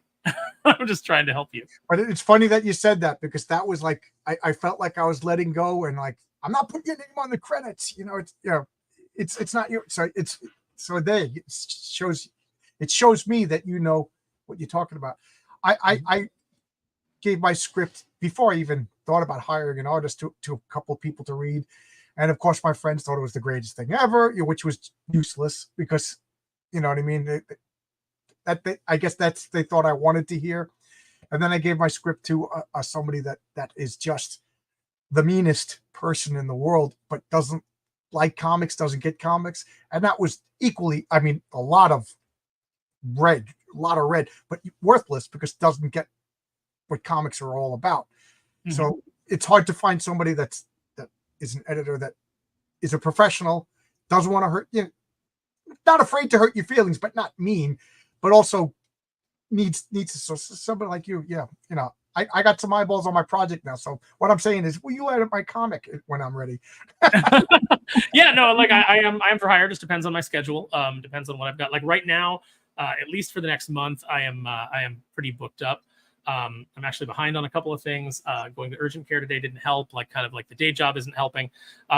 You know, I'm not doing enough editing because I don't charge independent guys very much because I know that I know what this stuff costs. You know, you're paying an artist, you're paying like, you know, so I try to have like what I kind of consider a pro bono rate. It's not free, but it's low. Because I want to help guys get into, you know, that can't get into the, you know, the mainstream right now because you don't have enough check boxes, but you've got more talent than those people and you want to tell like fun original stories that you own. You know, I want to help that. I want to foster that. I want to help build out the indie sphere. So, you know, I take a lesser pay grade on that, but because of that, I do actually have to work a day job, which, you know, I don't mind. Is your day job in writing, or are you out like digging ditches or anything like that? No. Well, I mean, I might as well because it's basically a hot box. No, I manage a warehouse of like toy product. Like we do like shipping for, you know, yeah. So like online toy sales, you know, we do shipping and things like that. Oh, cool. So Jolly Green wants to know, do you suggest any resources, book, websites for people who want to learn more about the comic book editing process? So I don't know if it'll help with editing, but I did a series on Thinking Critical. Wes, Mark Pellegrini, who writes Common America with Tim Lim, and I did a series on like writing and editing and kind of like what it takes to create comic characters and things like that. So there's a whole tutorial on Wes's channel, Thinking Critical, with that. So I recommend that. I recommend Understanding Comics by Scott McCloud, obviously. You know, if you've been reading comics, you've probably got a pretty good feel for the medium. For example, when I started working at Merck, I came on to help Murphy with books that she was writing, and she was a first-time writer. So she was writing Death Rage and Miss Meow, and she'd never written anything before. It had kind of just been thrown in her lap. Like, we want to do these books, we want to do these characters. A lot of people who had no intentions of becoming comic book writers just have it thrown. The only thing ever thrown in my lap is work in construction. Like, why can't somebody throw me like, hey, you know, you're a penthouse photographer now. How'd that? Okay, sure, I'll learn on the job. All right, these cool jobs never land on my lap. Then you just need the country to go communist, because then a job will be assigned for you. I always say the same thing when people are like, what would you do in the communist utopia? And I always say, right now I'm a construction worker, but in the communist utopia, I'm gonna sit on the beach and write poetry. You know, and I always preference it that I have a useful job first. And then I always just wait. And then I go, there's going to be poetry of course. So I can write poetry, right? Yes, of course. And then I always, why would anybody do construction if they could write poetry? Well, somebody will want to. I said, have you ever worked construction in February in New York or August? So why would I do that if I could get the same thing for writing poetry on the beach? Well, somebody's going to want. I said, no, you're not. I said, what do you do? What do you do for a living right now? You know, that you think, why would I be a doctor? I'm going to go to school for 30 years where my friends have been partying and living it up, writing poetry on the beach since they were 18. You know, I'm going to become a doctor. to get the same thing, well, then doctors are going to get more. Well, then, why wouldn't a construction worker get more? Well, yeah, construction worker. Congratulations, we're back to capitalism. Yeah, we've come full circle. Yeah. One of the best examples was like I saw, and I've seen this go around as a meme, but it was, hey, I can't wait till we have communism so I can do what I've always wanted to do and I can just like work on my farm. And the very first comment was, "Your farm, comrade?" Yeah, Sorry. not only, and I always say that, like, okay, so now we have communism. Like, where do comic books come from? Like, because I want to write comic books. I like being a construction worker, but let's be realistic. I'd rather write comic books. Okay, so I write comic books. Now, why would anybody else do anything else? Like, and then how do we determine? I'm a crappy comic book writer, so I write crappy comic books. Do they get allocated to everybody? Like, what is the system of distribution? Like, capitalism makes all the little fun, frivolous things that we enjoy possible. Like, you can't have comic books in a communist society because, okay, so all right, what do they just randomly assign? Or you said it first, or everybody gets to write, you know what I mean? So it's not a value to the state, so it doesn't get done. Yeah, it's one of those things that people don't understand because they have this like stupid, rosy idea of the way that things work. But everything about it is antithetical to human nature. Right. And again, we got into like, socio-political stuff, right. But that's all part of, kind of like the things that go into comics and the things that we discuss and the kind of themes that we take on. So where did we start out? I was talking about editing books. I don't know, but I just if we have comicsism, this is the way comicsism. I make comics and then I just trade for your comics and then I trade for Renzo's comics and everybody, because let's face it, that's where the money's going to go anyway. Well, who trades us food and electricity then? No, I'm saying if we have comicsism where we make comics and we get paid. Oh, that's all that there is. That's all that there is. Because that's what's going to happen anyway. If I make any money on Heroic Tales, I'm just going to buy more comics with it anyway. So just cut out the middleman.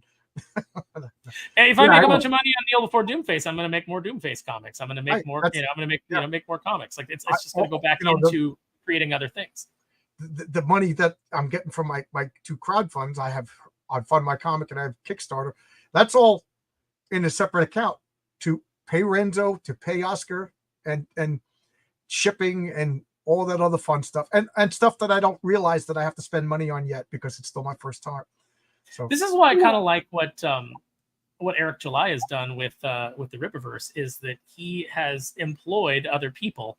He's continually putting out books and he's creating jobs for other people that like aren't getting them. Your Mike Barons, your Chuck Dixons, guys who won't get any mainstream work anymore because the communist college girls that are the editors won't hire him. Number one, they probably don't know who they are because they don't know comics. Right. And number two, they certainly wouldn't hire them because of their politics. So, the fact that there's jobs being created for these other guys, for, warehouse employees to ship these books, I really like that. I don't know that I want to go that big. I will be happy being small and just employing creative teams. But, I do want to employ people. I do want to have, a system where, more people are benefiting than just me. It's funny that you said that because every once in a while I forget that anything I say online and my interactions affects Renzo, affects Oscar, affects Daniel De La Silva. Bill Williams is my letterer. I know Bill. Oh, Bill's a great guy. Yeah, Bill's a great guy. I somebody pointed out that Bill in the 90s had a comic called Heroic Tales. Oh, really? And I was way into the process. I'm like, I'm not changing the title again. I reached out to Bill and he's like, yeah, I took it from a 40s comic. So like, yeah, go ahead. And then he was like, do you need a letterer? I was like, yes, I do. So he already lettered. Matter of fact, he lettered his backup story.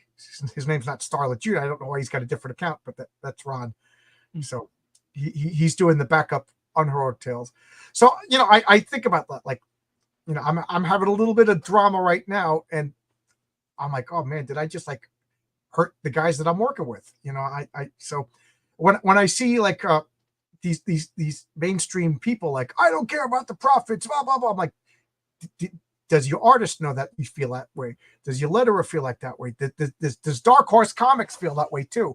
Because when you're telling these Nazis not to buy your comic, you're affecting everybody that you work with. You're affecting that guy that does the inventory and the finance guy. So I get mad at myself when I get embroiled in drama, and I blame nobody but myself.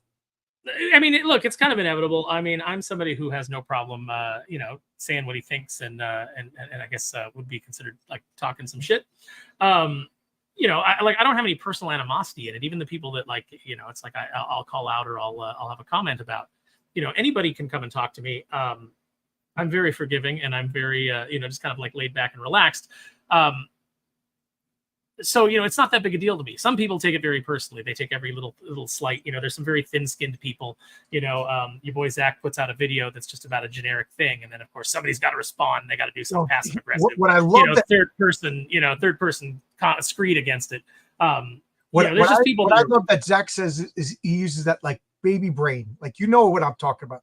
Like Zach will make a joke, and then the SJWs will like, Zach said this and this. He's like, I was making an obvious joke. Like I made a joke a couple of months ago. I was like, hey, Eric July, if you want to drop $700 on my campaign, I won't complain, because Eric July put $700 to somebody's campaign, and that person made a big virtuous stink about returning the money. I don't want your money. So I just made a joke. Hey, if you want to throw $700 towards my comic. So just yesterday he goes, John's Long Box, you forget that guy was begging Eric July for money. I'm like, okay, baby brain. Yeah. Like how? Yeah, it's a joke. It's a joke. You just don't get human interaction, or you willingly don't want to get, or worse, you want to attack me to get virtue points for somebody else who doesn't give a crap about you. Yeah.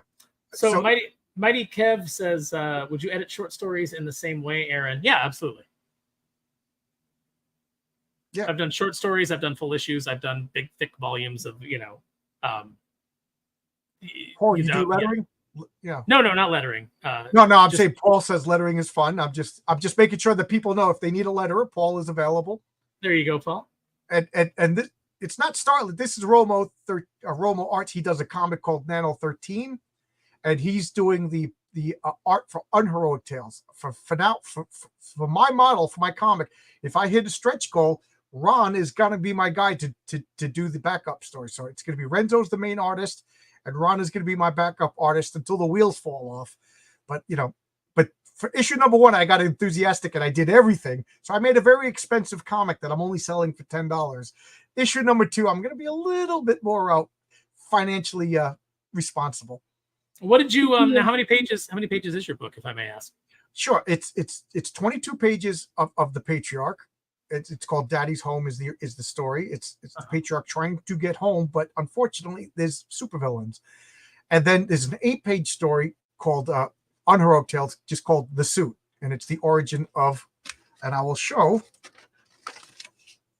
the card that I can. Of course, I can't find it because right here, Oscar colored that, and Oscar colors the Unheroic Tales. It's Lucius Kane, the day he became a villain. So it's the origin of a villain who be a major player going forward.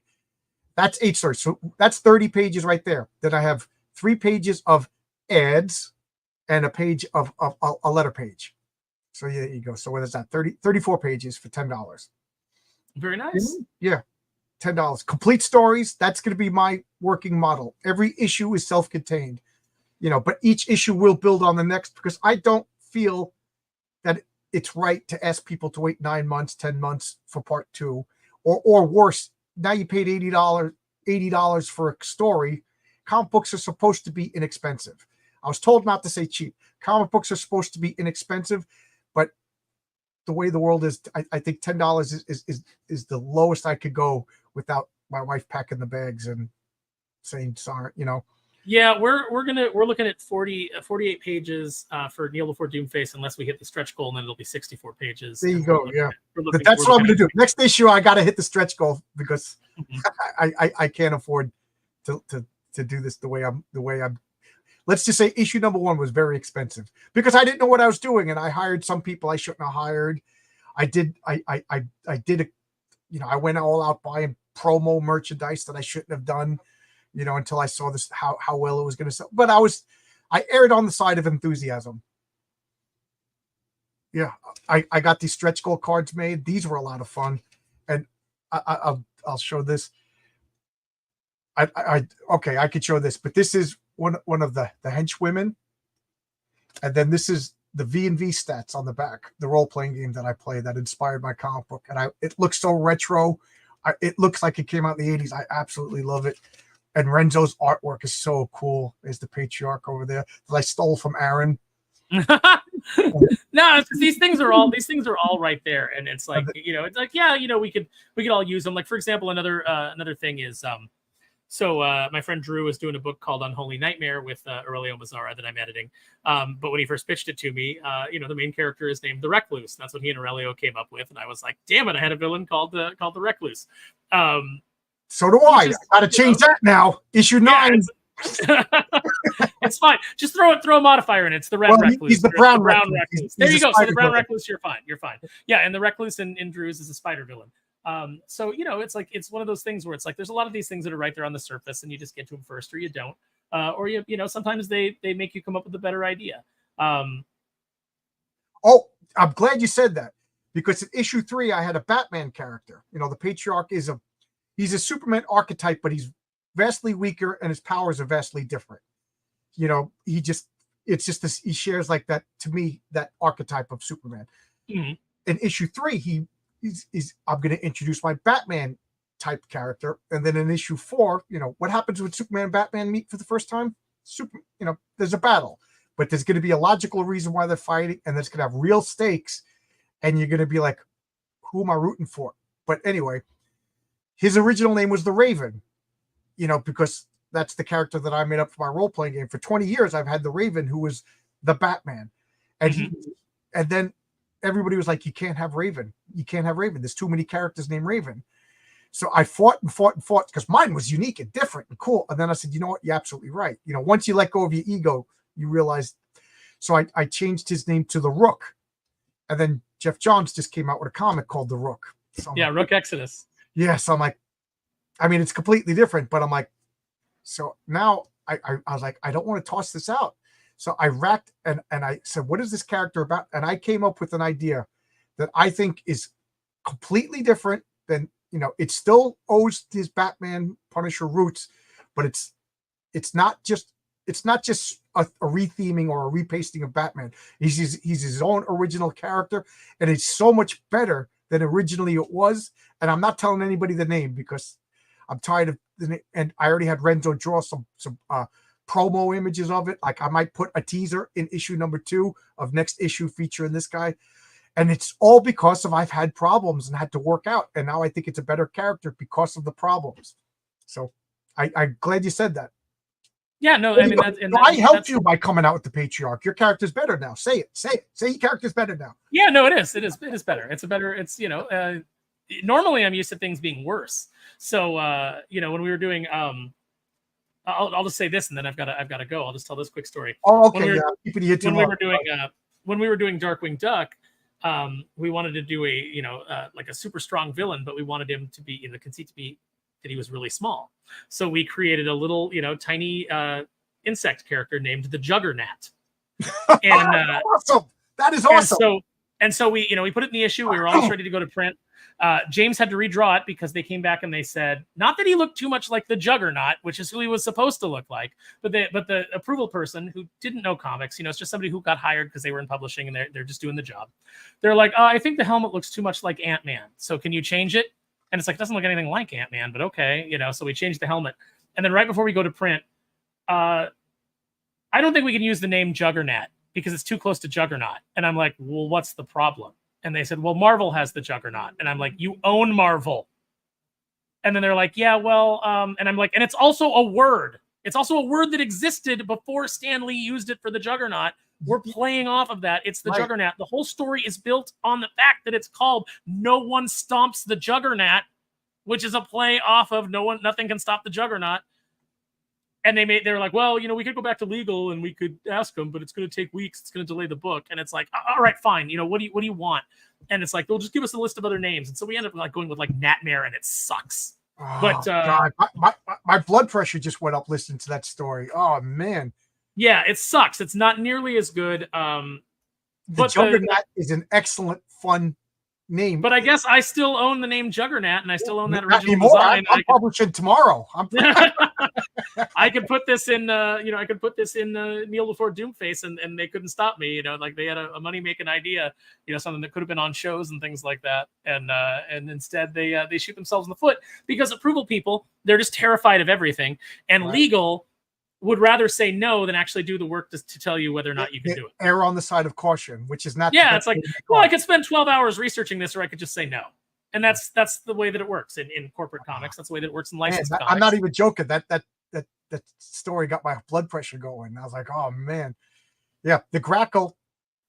Somebody suggested the Grackle instead of the Raven, and I considered it for a minute or two. But I know somebody's got the Grackle, but whatever. I'm happy now with what I got, and the couple of people who know who it is, they said, yeah, that's a lot better. That's a lot better. And Renzo likes it. And if I make Renzo happy, that's worth its weight in gold. That's worth it, because then he'll do a good job. Yeah. He already drew it, and he said he loved it. So you got to go. I've been talking to you for way too long. We already chased RJ off. When is Doomface is not ready to launch yet, right? It's basically ready to launch. We've just got to put together some things for the page, and I'm just waiting on legal paperwork. So once the legal paperwork comes through, then we can move right into it. Am I doing something wrong? I didn't do anything legal. Well, are you like, is all the money just coming directly to you, or did you set up an LLC for the money to go into? Because that's what I'm doing.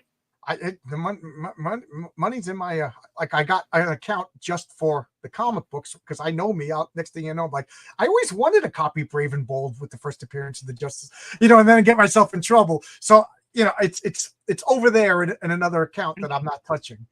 For tax purposes, it might be better for you to set up an LLC than to have it look like personal income. I asked that at the beginning, and people were like, no, you don't need that. You don't need like I asked a bunch of people who did crowdfunding. It's like, no, you don't need. Did you ask a tax attorney? No, I basically asked that guy whose balls were hanging out on my patio in front of my old apartment. Yeah, he was a lawyer. That's what I like. That's what I like to do. Is I just like to go out to random people on the street and go, "Hey, you think I should set up an LLC for this business venture?" And they're smoking a crack pipe, and they're like, "Well, I don't see why you do that." My advice is just buy a bunch of crack. Yeah. let me put it this way: I raised $6,000 on my comic, and as of right now, I spent $7,000. So I don't think the IRS is too interested in my comic book right now. That's true. That's true. No, I like to, I'm going to go ask the guy at Target. That's what Mighty Kev says. I'll just walk in, guys washing his balls in the sink, and I'll be like, hey, I got a question for you.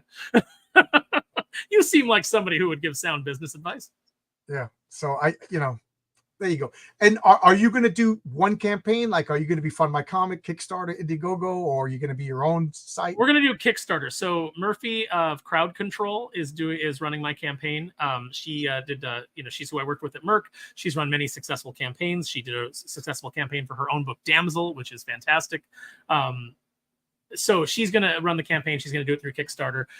We may do other versions of it on other platforms. I know that some people prefer, certain platforms. I feel like we'll get kicked off of Indiegogo because we're making fun of SJW stuff.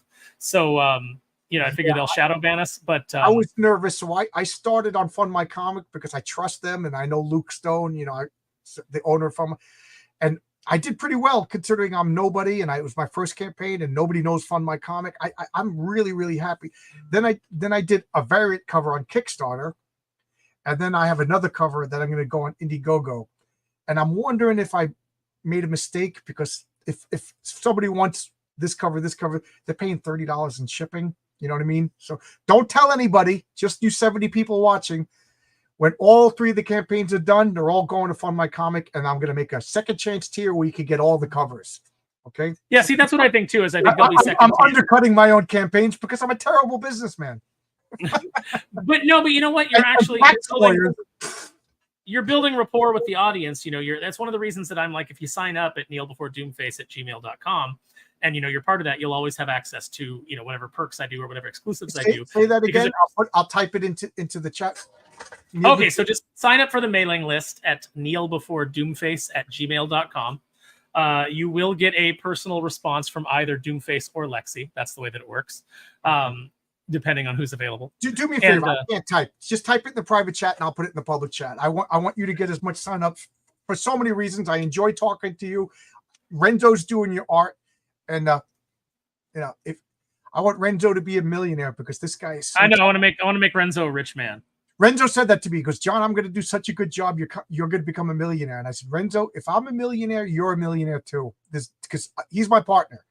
I don't want to make if I make a ton of money, I'm moving Renzo to the States, and I'm gonna put him up. I'm gonna get a place with a casita he and his family can live, and we'll just make a studio, and we'll just make comics all the time. How does that sound? That sounds well. If you're paying his rent, that's good because then it won't raise my rates when I work with Renzo. So yeah, go ahead. I joke, but it's not a joke. Like for 10 grand, if I raise 10 grand, I want to fly Renzo to New York and we'll sign comics. Yeah, absolutely. So I he gets a bonus. He gets a trip to New York. I'm up to 6K, so it's not unrealistic. Yeah, I want. I hit the wrong button. I want Oscar to be a millionaire. I want you to be a millionaire. Again, I'm not one of these people that, in order for me to succeed, everybody else must fail. I think that there's a big enough pie. There's a big enough audience in comics, and like your boy Zach, he did an anecdotal study. It's not scientific study, but he went to our Comic Cons, and when he was asking people in costumes, what do you feel about Comicsgate? What do you feel about crowdfunding comics? And people dressed up as Deadpool was saying, I don't know what you're talking about. People who are hardcore into comics had no idea the Comicsgate was a thing, had no idea that you could go to Indiegogo or From My Comic. So what are we? Less than 5% of the actual comic buying audience? So I do, I may be a jerk and a dummy, but I do think, how can we expand this love of comics? And I do think that the most exciting thing in comics is guys like us. How can we share that with the average people? Like guys at work have no concept of Kickstarting. I made cards with the QR code because when I told them to buy my comic, they're opening their wallet and handed me $10. I'm like, no, you got to go to this website. And then just like, dude, here's $10. See, you know how many comics I sold, like just collecting money at work, because nobody wants to go to a website. Nobody wants to. No, people don't want to do that. And if you can cut out the middleman, so much the better. Like I have friends who are like, I can't wait to support your campaign. And I'm like, yeah, I mean, it'll look good if like you put the money in there, but like, right. And then they're like, well, I could just give you the money directly. And then there's no cut for like Kickstarter and things like that. And it's like, yeah, that's fine too. I mean, I do have a Cash App. I can, my Cash App is Neil Before Doomface. And when the campaign goes live, if you're like, I just want it direct and I don't want to give money to Kickstarter, I don't want to give money to Indiegogo. Like, people have their preferences. Well, you can do that, and I'll keep a catalog of it. And you talk about Renzo with why can't I think of the character's name now from Parks and Recreation? Ron Swanson. I work with those guys. The construction workers I work with, they don't want us. Some of them have never used Amazon. Some of them, they only carry cash, and they're like, "Oh man, I like." They like my character because he's a positive father. He's a homeschooler. He's a homesteader. They like this. Oh man, this comic book sounds awesome. Here's $10. So I sold like I'm going to say like 30 copies at work. $300 that I put into that account, and I just got to remember who bought it and who didn't. So now everybody's popped in. Matt Barr is here. Matt's doing a page for my comic. He's doing a spoof on sea monkeys. He does sea hippies. It's freaking awesome. It's so good. Yep. One of the stretch goals for us is if we hit a certain stretch goal, James Silvani, my artist on Darkwing Duck, if you guys don't know, is going to do some Silver Streak cartoon backups, which will be the public service announcements, like from G.I. Joe, but with him giving children really bad advice, like if you're in the woods and you encounter a bear, what to do, that kind of thing. So we'll do those public service announcements from the cartoon that he was a star of back in the day. So I'd like to do like spoofs, like Brian Bow is doing like a Fun Factory ad, like that we saw with some gag gifts. Matt did a Sea Monkeys, and Fabrizio Aiello did a Hostess cupcake ad. It's so good. Next issue, I actually hired Don Chin to do comic strips. So it's gonna look look like Peanuts. One page of all Peanuts. And when you flip it over, you know how the Sunday in the old news, it has a full page color. Mm-hmm. So it'll be black or white on this side. You flip it over, it'll be a full page comic strip. And then I want to do the hero on the beach, Count Dante, all that. So we did in Darkwing. We did a bunch of those ads, like the ones like X-ray specs and all of that. Like because we did a Comic-Con convention issue where the villain Splatter Phoenix is jumping through the art of different comic books. So James was getting to draw Darkwing in different styles and in different, like he did a Conan Darkwing and he did like a, a noir Darkwing and them like jumping through all this. But one of the things that we jump through is you open the double page spread and they're going through the ads like of the old comic books, like, get a 6-foot zombie and sea monkeys and all of that. And then, of course, Honker trips over the staple because it's right in the dead center of the book. So, he's like, he skins his knee on the staple. And that was a lot of fun. James got to do all those different like comic, type things. So yeah, I love that kind of stuff. We did, and it ended with like a Hostess fruit pie ad, basically. Yeah, that's we're doing a fruit pie ad. I don't want to give it away, but it is so good. I can't wait. Ours was for vegan veggie pies. So it's like eggplant, turnip, and that's I didn't think of that. That's pretty funny. But Matt was like, okay, I'll do sea hippies, and then he's like, I got a bunch of stuff to do, so I'll get to it. So he's like, you just let me know what you want to do when we get to it, and then he did it, and I'm so glad I didn't interfere because he. Oh, you know what I mean? I just kind of said, this is what I want, go to town. And I drew like a very, very poor layout. And man, it is so funny. I can't wait for people to see this. I can't wait. It's going to be so much fun.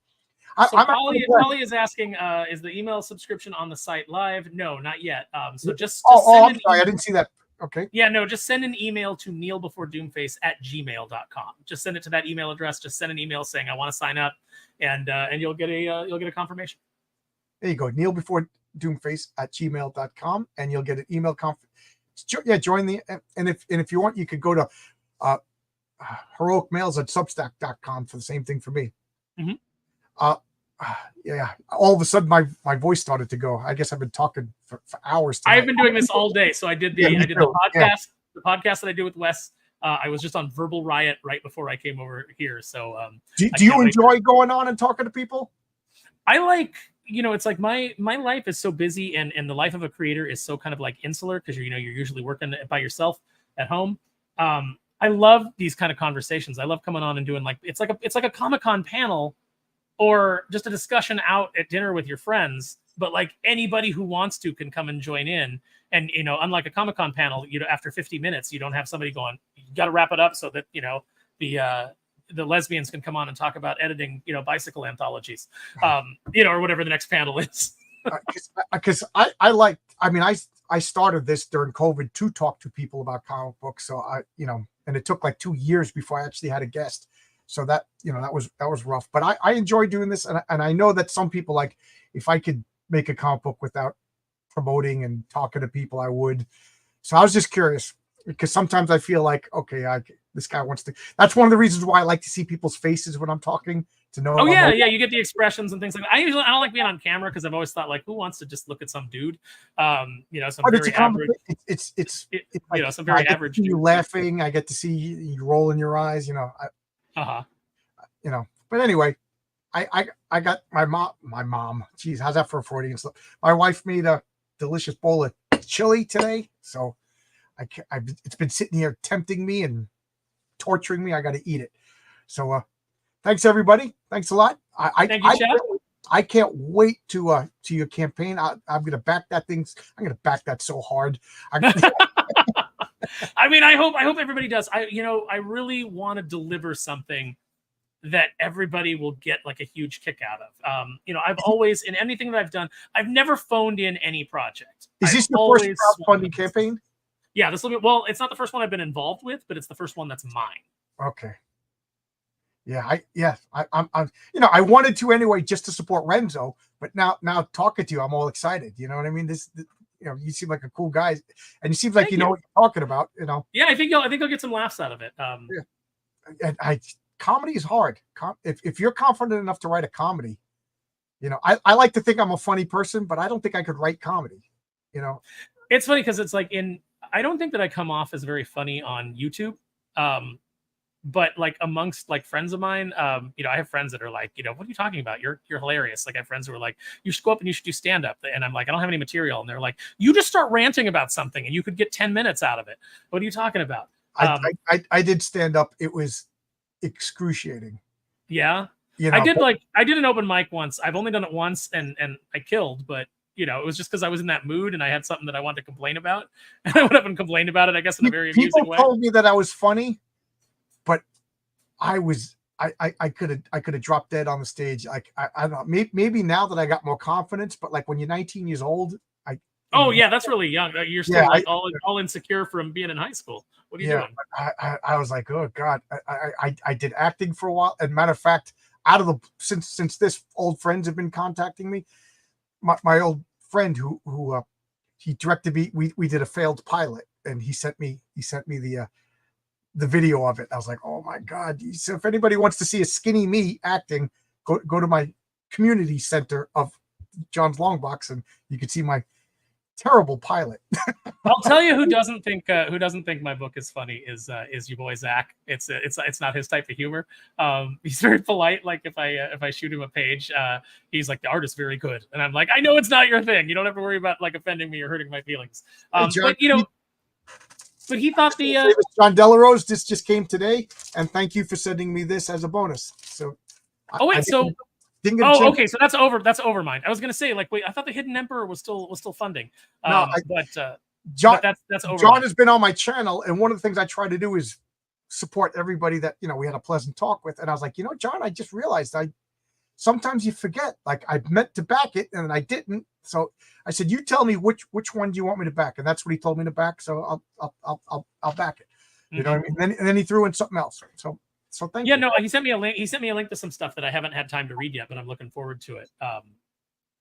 So yeah, guys, as long as we're talking about this, go check out John's book, the Hidden Emperor, that he's crowdfunding right now. I think he's almost at 25,000 on it. I think last I looked at it. So John Delarose, is it the Hidden Emperor on Indiegogo, Kickstarter? I just want to make sure people get sent to the right place, or is it your own website? I don't know. So, whatever you need to do to type it in, we'll don't undermine the Overmind. I like that. I know. Like I said, I don't understand the logic that laughing. I actually, it's funny. I was actually talking about John today, because like I said, we were doing the podcast for Thinking Critical, and we do the one video that's like for public consumption, and then we record a bunch of stuff that's behind like the Patreon paywall. And I think in the regular video, because we were talking about the Neil, that's for you guys in your underwear, right? Let's make absolutely. It's funny because it's like I'll be on, and we'll do like the regular video. So we start out, and I've got all the lights on and everything, and then we'll do like the intro, and then Wes will start the portion that's going to be like out to everybody that everybody will see. And then when we get to the podcast portion, as soon as he does that, I'm like, boom, lights off. Like, I don't want this thing in my face. But I was saying, we were talking about the Neil Gaiman story, which we got really uncomfortable. But I pointed out the fact that John's one of the only guys that's been like putting facts out there about that situation. So I referenced some things that I've only heard on his channel. So, guys, go check out Fandom Pulse. John does the reporting that you're not going to hear from, your corrupt journalists like Heidi McDonald. John Delarose, not me. I don't report on anything. John Delarose is who we're talking about. Not that John there, the John that's in the chat. I don't know what I'm talking about. Let's make this absolutely clear. I don't wish ill on anybody, but Neil Gaiman, he called me a racist on Twitter because I said, Neil, I'm a big fan of the Sandman, and I don't care that you cast a black woman to play Death, but she should. But these aren't Caucasians. They're alabaster white and they're jet black eyes. I said they're duality. I said you of all people should know, because Death is also life. It's black and white, not Caucasian and Negroid. It's abstract concepts. So if you want to cast a black woman, she should be an alabaster white. And he called me a racist. So I'm like, I'm not watching your show then. You know what I mean? Well, like as it turns out, it may be that he had a lot of skeletons that he needed to put up a smoke screen for. I don't even call it virtue signaling. I just call it smoke screening at this point. I should stream wearing a Doom face. That would be amazing. Like, I do want to make a mask. Like I said, we made a bust. I could make a mask. Yeah, people ask me, is the patriarch your self-insert? And I'm like, have you seen me? I wish. That's the funny thing is like people ask like, oh, which character is your self-insert? And I'm like, I don't have a character that's a self-insert. I mean, like people have told me that like when I'm at my most villainous that I talk like Doomface, just Doomface is fancier. But it's like he's not based on me. I mean, there's elements of my personality, I guess, maybe sprinkled in through every character because that's just the way that that's just the way that writing works is, you're drawing from experience, but no character is me. Although some characters are comic book professionals that you may recognize, and some characters are friends of mine, or based on them at least.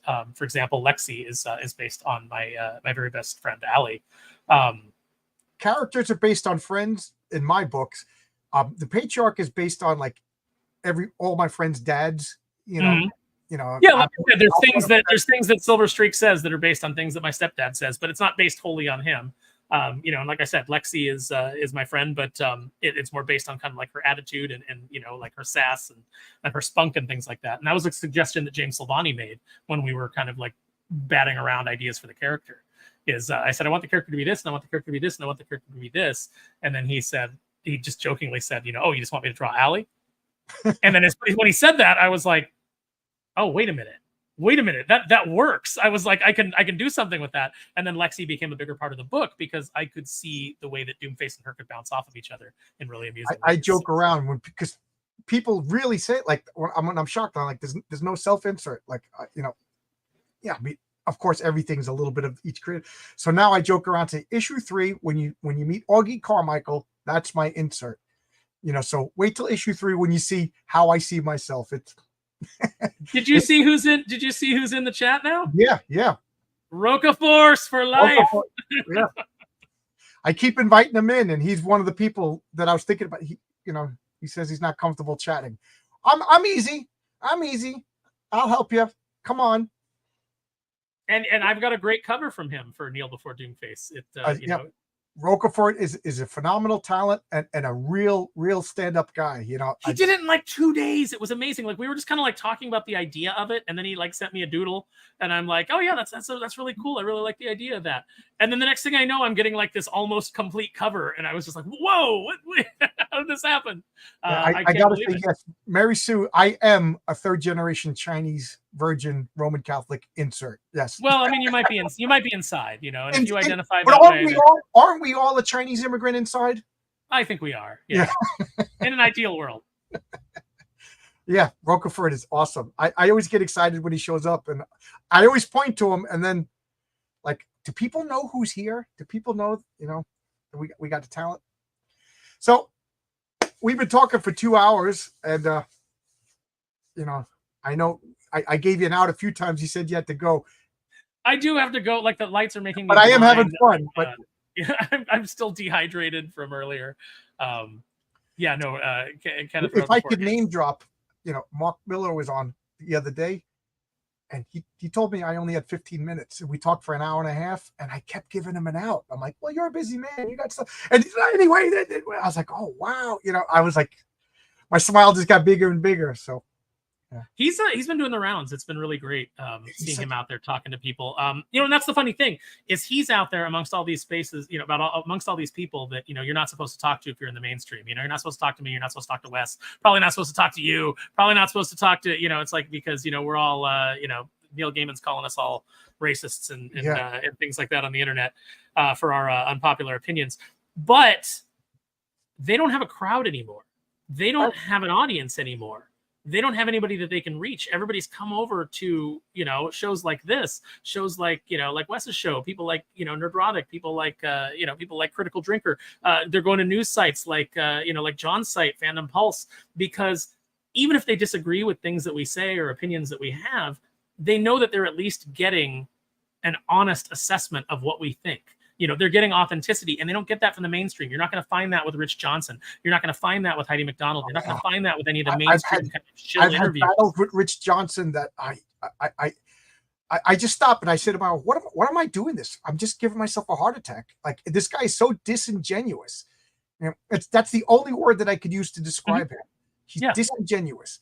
And I've invited him on my channel. I've invited what's the other one? The female that might as well be him. Heidi McDonald. I've invited them on my channel. She's been polite about it, at least. but Heidi is polite. Like I will not, you know, I don't have polite. anything She to say. politely said no. I also Mhm. asked your boy Zach a few times, and he goes, "No, just a one-word email response. No." Well, he hates live streams. He hates being live. He hates that Right. kind of thing. He'd rather just do videos. And I understand that. I mean, some people have that. I actually like the interaction. I like talking to people. Me I like too. getting their- I love. I don't know if you've ever spoken with Steve Rude. I have not. Steve Root, I'm not telling tales out of school. He's self-admittedly difficult to speak to, you know. Mhm. So when I first off, I was amazed that he agreed to come on my channel, and you could see it's a really uncomfortable talk. And towards the end, he was really good, but at first he was like combative and everything. And then he just got up, and his daughter sat in the chair because I was like, what's going on? And then he says, "You like talking to people?" I said, "Yeah." He goes, "You're good." He goes, "Talk to me after the show." I was like, "Oh wow, I'm gonna work for Steve Root. This is, oh my god!" Like, and then at the end, he just turned off, and I never heard from him again. I was like,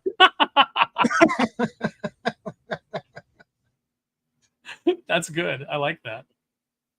nobody should talk to John Alabaster. Who's is that me? Good Who's guess. John Alabaster? Sam Silver. I love seeing. Oh, that's right, because you've got the alabaster skin. You know, that's Oh, what there the you game go. is. Yeah. I have this fluorescent light directly above my head, and if you watch my early interviews, I look like a ghost. Well, you know, but that's the thing too. Like, yeah, it's like I'm way more pale on here than I actually am in real life. Yeah, and if I because turn the this lighting. light over, I don't know how to do. I'm not good at this. I can talk. I'm not good at editing. I don't know how to do Photoshop. I you know. I people have like- better lights than this one. This is just a ring light. I have better lights that like don't reflect off my glasses and things like that, but they're hot. They get really hot. And if you're doing more than like, 15, Yeah, and you're in 20 Southern minutes. California. Yeah. Yeah. I don't know what to do. I tried putting a towel up here, and it literally fell on top of it. I like that, just the middle of the thing, like it just falls over. Yeah, you know what it was? It was your hood because you're in the KKK because you're a racist. That's what Neil Gaiman told me. Yeah. Well, what do I care what somebody who might well be a sexual predator? Well, has to I didn't say? know at this point it was just like. Well, you he know, was already be out there, with male I feminists. didn't know he was a talking, creep so at you that should- point. He was you just. should I have was literally surmised. fanboying out. Oh my God, Neil Gaiman's talking to me. Oh, I'm a Nazi. Yeah, well, I mean, he's Like, a male aren't you feminist. You should have intelligent? How the hell could half the country be Nazis? Like who was the other guy? The guy who did Community. Why can't I think of his name? Dan Harmon. Yeah, Dan Harmon. I saw an interview with him because I love that show Community. It's one of my favorite TV shows of all time. And he's giving an interview and he's like, half the nation, they're Nazis. And I'm like, how can you as an intelligent person think this? Like, what is your People get in a bubble. Like, look, you get into that Hollywood bubble. It's like I live close to LA. I work in entertainment. It's like I know these people. They get into this thing and they think that everybody thinks like them. And their life experience, they don't have any that's outside of that. Right. So they don't deal with like blue collar people. They don't deal with people in the Midwest. Those are flyover states for them. They don't have any idea of any more of the kind of struggles that normal people have. One of the things with rich people, it's like I know a lot of people, who've like been service people who've dealt with celebrities and things like that. And they said sometimes, depending on like how long the person's been a celebrity, they will give you a tip and they will be looking at you to see if your face is satisfied. And they will just like kind of keep giving you money until they're like, okay, okay, that he's happy now, because they don't know what it is, what the value of it is to you, because they don't know your life. Right. Now unfortunately, it allows you. When a rich person's giving me money, don't smile. Yeah, just look like you're disappointed until until they run out is the way to do it. Thank you for the tip. That might be the most valuable thing I've ever learned. It's unfortunate. It's like I try to stay involved with so many different things, so I know so many different people from so many different walks of life. I find that just informs me as a writer as to write characters better, because I understand the differences between people and the differences between the way people think. I have friends who come to me with situations because they're like, then the person said this, and then the person said this, and I said, oh, it's because of this and this and this, and I will like build like almost like an FBI profile of the person they're dealing with, and I'm like, try this, and then they'll go back and do it, and they're like, oh my God, that worked. Oh my God, you were right. And they're like, how did you know that? And I'm like, I've just been writing characters for so long. I study people. And people are not that complicated, most of them aren't. I was a school teacher. I owned a pizzeria. I went to college, and then I worked construction. Like every day, all day long, I'm dealing with 60 to 70 people talking, and I think, no offense to creatives, a word that I absolutely hate, but people who sit home and they type or they draw, I think they get like they lose a little touch. Like, I hate that expression. Get a Touch. little buggy. What's that? They get a little buggy. Yeah. You know, when I was doing full-time work from home, I eventually went and got a part-time job at a grocery store because I was like, I'm going crazy. I'm losing touch with regular people. Isn't that what Zach is saying? Like, he's joking around. Like, he wants to get like a job, like, you know, landscaping or something, just because, you know, he says most of his time is free time. That right now I'm going crazy. I wish most of my time was. I would kill if most of my time was free time. But that's the thing. No matter what you're doing, it creates more problems. And idle hands do the devil's work, as they say. You say that, but like, right? Okay, I'm not allowed to do anything. So I don't have a car. I smashed my car. You know, I'm not allowed to lift anything, and I'm going through the insurance, so I don't know where my next paycheck. So I'm 3 weeks no pay, not allowed to lift anything. I found that 2 weeks of sleeping late, reading comic books, and watching cartoons was glorious. Now I'm fighting with people on Twitter because I'm going crazy. Mm-hmm. You know what I mean? So, you know, man needs a purpose. Right. You know, right. You need something like I want to go get that wood and set this up. I want to go set up my shed. I got boxes of comic books that are laying on the floor that my wife won't let me pick up. I'm like, I can pick up these boxes. No, you're gonna break in. You know, she thinks I'm gonna pick up the comic, and then like my head's gonna, you know, like a broken your body. Yeah, I mean, that's what I would think would happen. Like, yeah, you know, next thing you know, I'm that guy from Star Trek. Boop, boop. Pike. You know who knows that? You know who would have known that reference? John Delarose in the chat, because he knows Star Trek. You know who wouldn't have known that reference? Heather Ontos. My wife is upstairs yelling at me. She goes, "Don't you dare pick up a box." She's crying on me. I'm trapped. I'm a prisoner. I don't even like Star Trek. I don't want to marry Captain Pike. I love Star Trek. You know, I'm going to show my Star Trek credentials over here. Okay, you see the gold pole, you see the blue pole, and you see the red pole. That's the Star Trek colors: Command Gold, Engineering Blue. I mean, Science Blue, Engineering Red. You know, he's some kind of nerd. What's going on with you? Yeah, I know. I'm a nerd. What the hell's the matter with you? Yeah. Somebody comments like, how much stuff do you have within grasp? The answer is lots. I got a lot of. Yeah, no, I can grab action figures like right here off the desk that I'm working on. The Key to Health, Neil Gaiman Sandman, right here. I dropped this not to glue it, so it's right here. Is it Desert Snake Eyes that I was working on? Nice. Yeah, I love this comment. Set phasers to nerd. Yeah. What was the first introduction to the Orions? Trick question, because it's either the cage or the menagerie. Right? First, depending on your. I mean, I'm not a Star Trek expert. I know a little bit. My goal is to somehow get onto Graham Nolan's landing party. But with every Wednesday they talk Star Trek. They talk the original Star Trek. He was on my channel, and I was trying to let him know how much I knew about Star Trek, and and I'm like, how come you have Anna the Star Wars girl? She's not Star Trek girl. She's Star Wars girl. You know what's funny? Because I was a Star Wars kid, and I had no interest in Star Trek. And then I was at my grandmother's house, and the Star Trek the motion picture came on, and I was like, God, this is the most boring thing I've ever watched, as a kid. And then I was a teenager. Yeah, but it had the hottest. Or was I a teenager? I can't remember how old I was, but I was like, Star Trek. And my stepdad, the one that I imitate and make him sound like Ron Swanson, he was watching The Next Generation. I'd seen the action figures from Galoob, and I was like, this is dumb, and blah blah blah. And he's like, hey, come watch this with me. And I'm like, I don't like Star Trek. And he goes, well, it's not about watching Star Trek. It's about sitting down next to your old man and sharing an experience. Why don't you watch this? Why don't you watch this with me? And I was suitably shamed, right? So I'm like, fine. So I sit down and I watch it. And it was the first part of the where Picard gets taken off the ship and turned into a Borg. Oh, there you go. At least you got a good one. Yeah, so it's like, here's Locutus, saying that, resistance is futile, you'll be assimilated. And the dramatic music comes up, and it just pans around each character's serious face, and it finally comes to rest on Riker on the bridge, and Riker just goes, fire. And then bum, bum, bum, bum, bum, and the screen goes black. And I was like, holy crap. And he was like, "You liked it?" And I was like, "That's amazing." I was like, "I can't believe we got to wait a week to see what happens." And he starts laughing and he goes, "That was a season finale. You got to wait like a year." And I was like, "Oh, you son of a bitch! What have you done to me?" And so then from then on, I went back and I watched all the Next Generation stuff, and I watched the original series, and I was all caught up. And you know, I love the original series. You know, like it was on Channel 11 here in New York at 7:30, and so it was like dinner. And then my dad, you know, he had 7 kids. He was a blue collar worker. After dinner, he would just like sit on the couch and whatever was on TV. So Star Trek. So that was me playing with my toys. Star Trek's on, and then, you know, Barney Miller. I can't believe that a generation of kids, I'm talking like 7 years old, watched Barney Miller. Have you? I watched Barney Miller. Yeah. Right. It's one. The camera doesn't move.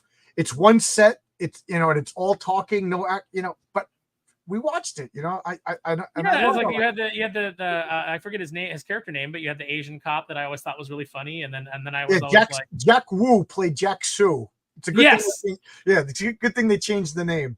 Yeah, and then I was always like, Fish is funny. Like Fish is my favorite. Yeah. I don't know why. I just like Abe Vigoda spoke to me. Sergeant Wojciechowicz, you know. One of my favorite roast. One of my favorite. We keep talking.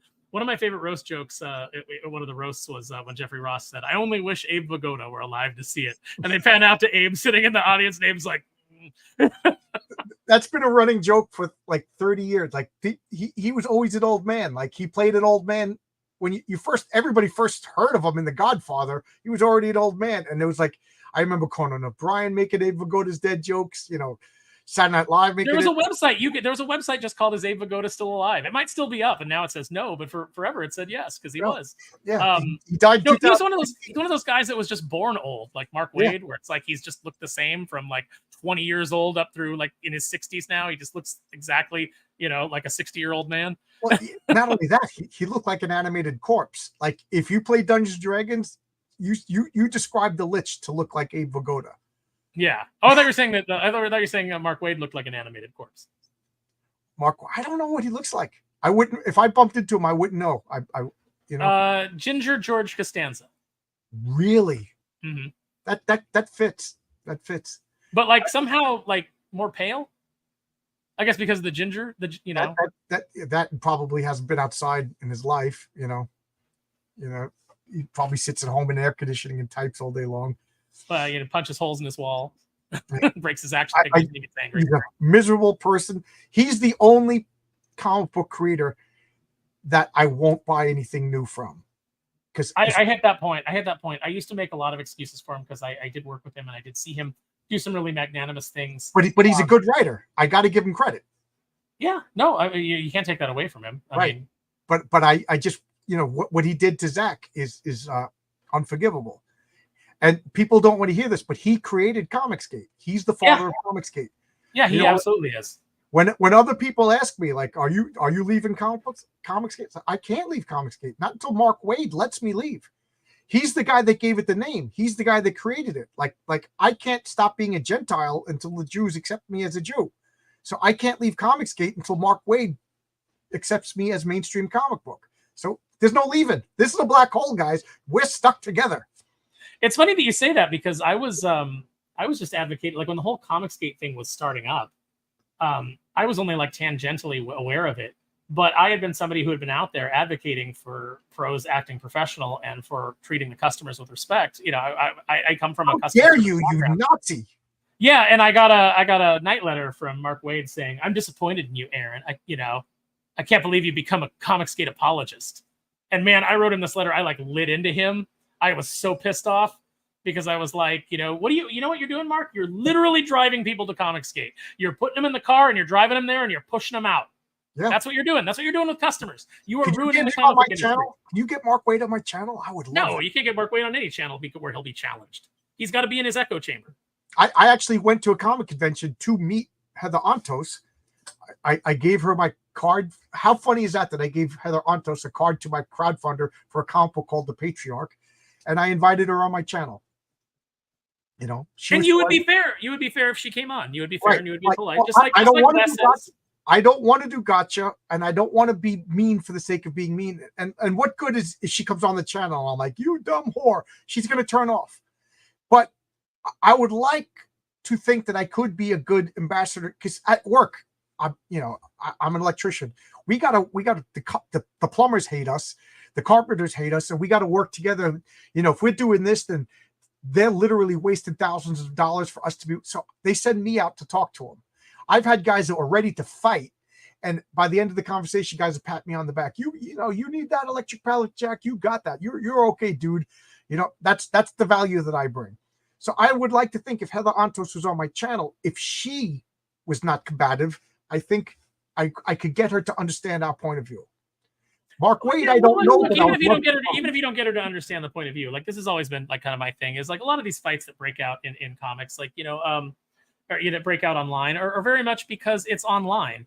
If you were like at the bar, during a con with somebody, the conversation would probably be much more polite, and you would be much less interested in offending the other person. Now, I am the same person in real life that I am online. You don't get a lot of difference, but as far as like, I'll always be polite unless you start to be rude. If you are rude and you start being insulting, then I'll do it back, and I'm better at it than you are, so I will win. But I say that I'll rise or lower to the occasion. Like I try to be as like Twitter is a weird, Twitter's not real. Twitter's fake and gay.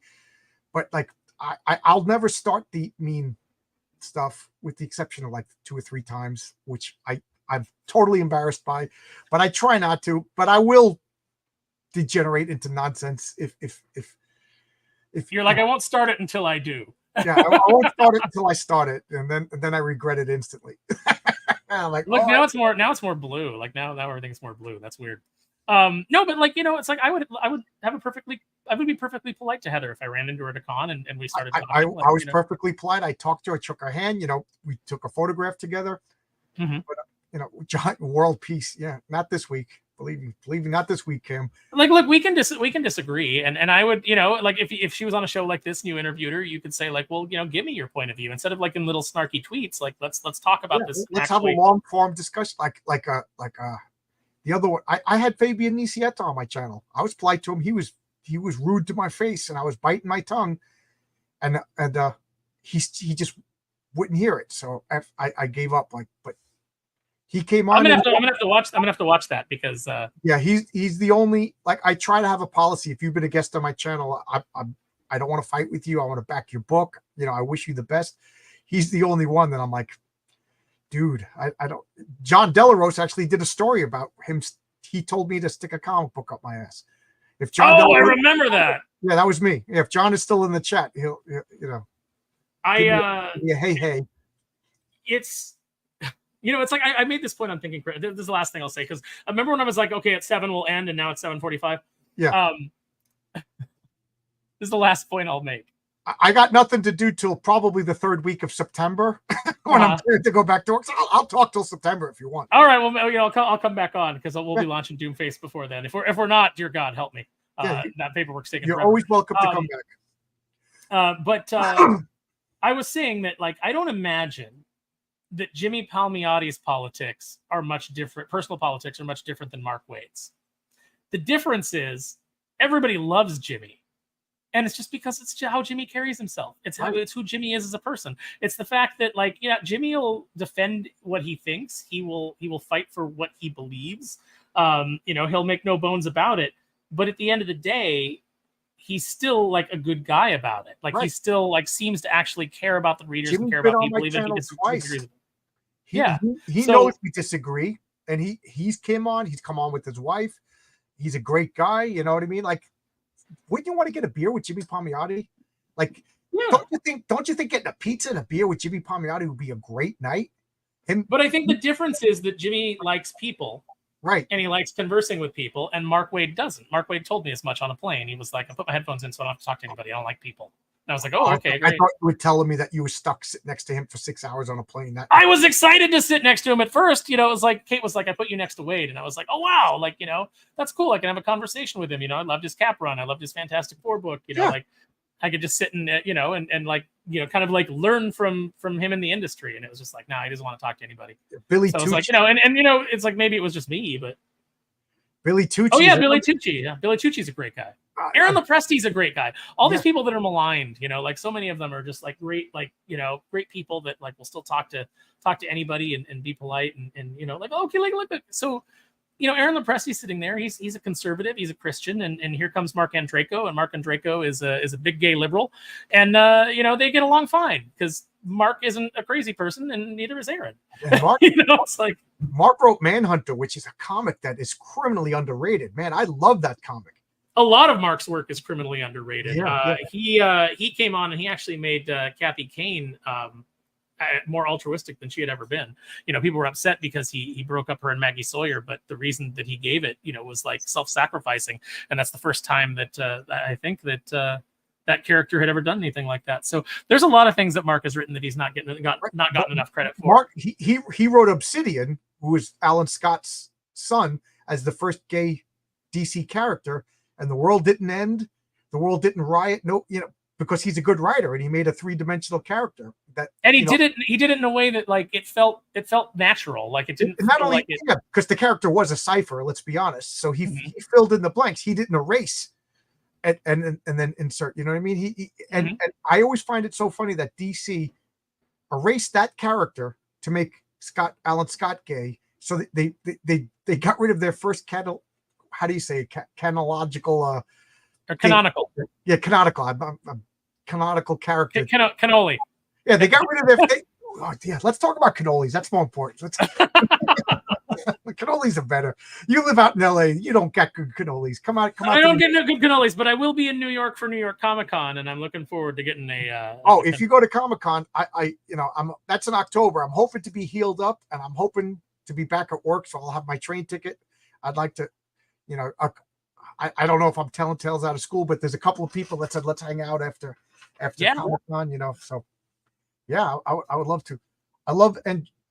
Cam knows comics, and Draco's Man, a great series that should have been long. Yeah, I was sad when that got canceled. It was a good run. And here they are, they're hiring all these hacks. It's like you got Marvel hiring like Steve Orlando and Steve Fox, and they can't write their way out of a paper bag. And I'm sure they're nice guys. I'm not disparaging them as people. I'm just saying like, their stories do not sell and do not resonate with people. And you got Mark Andreyko that you could be hiring to do those books. You want to hire a gay writer, but you want to hire a good writer, hire Mark Andreyko. I didn't even know. I had no idea what his politics were. I didn't know his orientation. I just knew that he wrote a damn good comic that I really, really look forward to. Mm-hmm. I didn't know what Mark Waid looks like. Who cares? I kind of do believe in the Steve Ditko approach. What is it? 3 photographs of that guy? Because he says. Well, that's why there's no celebrities anymore. It's why there's no movie stars. It's because we know too much about them. Right. I get nervous. I forget, but just yesterday, somebody was telling me a story of meeting somebody, and I was getting nervous. Like, here's where they tell me he's a jerk, and and he was really great. I was like, oh, please don't tell me these guys are jerks. A guy told me he met David Bowie, and I was getting nervous. I'm like, no, please, not Bowie. And he was like, and he was the coolest guy, and I was like, I can't believe Bowie's dead. I thought that the universe would end and he'd be the guy that turned off the light. Like I thought that Bowie was going to live forever. That was a surprise death. Because, it seemed like he was a fundamental piece of the universe. And what a class act! The guy was dying of cancer, didn't tell anybody, made an album, recorded it. Like I keep saying, if Norm Macdonald didn't tell anybody either. Kept it quiet. Like if Kanye West had cancer, we'd all know it. Oh yeah. You know what I mean? But David Bowie, I didn't know he was sick until the day he died. Literally the day he died is when I found out that he was sick. What a class act. Chadwick Boseman, another one, just like kept it quiet. Kept it open. Raul Julia, like they're just these people that like, you look at, they are larger than life and they maintain their mystique. It's, they're the people that like kind of held something back. That's like Jack Nicholson talks about the fact that he was never really out there in the public sphere. Like, yeah, you knew he was dating this playmate or whatever. But he's like, I didn't want to, like, I didn't go out and talk about my politics. I didn't go out and talk about my beliefs. I didn't go out and talk about, myself personally, because when you go to watch me on the screen, I want you to believe that I'm that character. Oh, really? Because I don't know why I've had irrational hatred of Jack Nicholson. That actually makes me want to like him. He dated my. This is a story for another time, but he dated my aunt. Really? Yeah, my aunt was a Playboy bunny, and Jack Nicholson dated her. And when we went to the Laker games, we went down into the so we had floor seats. Because my mom would spend money on things like Laker tickets, but like we didn't have food in the house. It was that kind of thing. Well, priorities. Come on, Aaron. It's like my brother and I are making fried bologna cups on the stove. Sprinkle a little cinnamon on it. It's fancy. So but we go down into the tunnel, my brother and I, because there's a nice little hot dog stand down there where you don't have to go up into the main area. And Nicholson's standing down there, and he's smoking a cigarette, because he was indoors, underground, like smoking a cigarette, because he's Jack Nicholson. Who's going to stop him? And we see him, and my brother's like, "That's the Joker," and I'm like, yeah, as we're standing there talking, and then I my brother like looks at him and goes, "You're the Joker," and he's like, "That's right, I am." And then so he starts chatting with us, and then I said, "Oh, you dated our aunt for a little while," and he goes, "Did I? What's your aunt's name?" And we tell him. And then he's like, "Oh yeah, I did, blah, blah, blah. How's she doing?" And I'm like, "I don't know. We don't really talk to her, And he's like, "Oh, that's too bad, But here's the cool thing about Nicholson. So we're talking to him. We see him a second time down there, and the second time he goes, "Do you guys come to the game a lot?" And I'm like, "Well, we're coming back to the one on Friday." And he goes, "All right." He goes, "At halftime, come down here, and say hi to me." And we're like, "All right, cool." So like, yeah, we're going to go say hi to the Joker again. And we go down there, and he brought like a bag of like signed Batman 89 stuff. Wow. And gave it to my brother and I. I don't know where that stuff is now. Like, I'm sure my mom has it and it's been destroyed. But yeah, like he did that. He brought that and like, now I feel bad for irrationally hating. I based it on nothing that I hated him. Mm-hmm. Sometimes you just don't like an actor, like my friend's mom hates Joyce DeWitt. Who hates Joyce DeWitt? Who hates Joyce DeWitt? I was like, mine is Will Smith. I hate Will Smith. I've always hated. Well, I think there's good reason to hate Will Smith. Well, now there is, but it's like right after Independence Day, I was done with Will Smith. Yeah. Did you ask him if he ever danced with the damsel in the pale moonlight? No, I think we asked him if he danced the funky chicken beneath the harvest moon. Jack Nicholson. There's another one that I hate now that my friend Adam's grandmother. John Douglas is here. I'm sorry.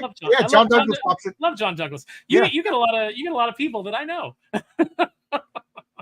My friend Adam's grandmother. If you said Maury Amsterdam to her, it ruined her day. Like she was just like, that's it. Like the only choice she had to do was go take a nap. Maury wow, Amsterdam. that's something like people say Will Smith to me, and I don't have to like leave the room. Yes, I just all I can think is something must have happened in like 1942 Paris or something like that. Maury Amsterdam. Yeah, I know. You know who I love? Who's going to get a shout out in a lot of jokes in Doomface is beloved character actor Richard Kind. Except every time we mention him, he will be referred to as beloved character actor Richard Kind. Who did he play? Now I don't even know who the actor. He was on Spin City, but you'd recognize him. Like he's one of those guys that's like you don't know his name, but when you see him, you go, "Oh yeah, that guy." Oh. And I'll tell you, he's a cool guy. He comes to San Diego Comic-Con a lot. When I used to work registration, I helped him with his badge a couple times. Super cool guy. But he's not there as like a guest or like to sign anything. He's just there because he loves Comic-Con. Oh, cool. Don't you wish Mark Hamill would shut up? It's like, dude, you single-handedly ruined Star Wars more than Kathleen Kennedy.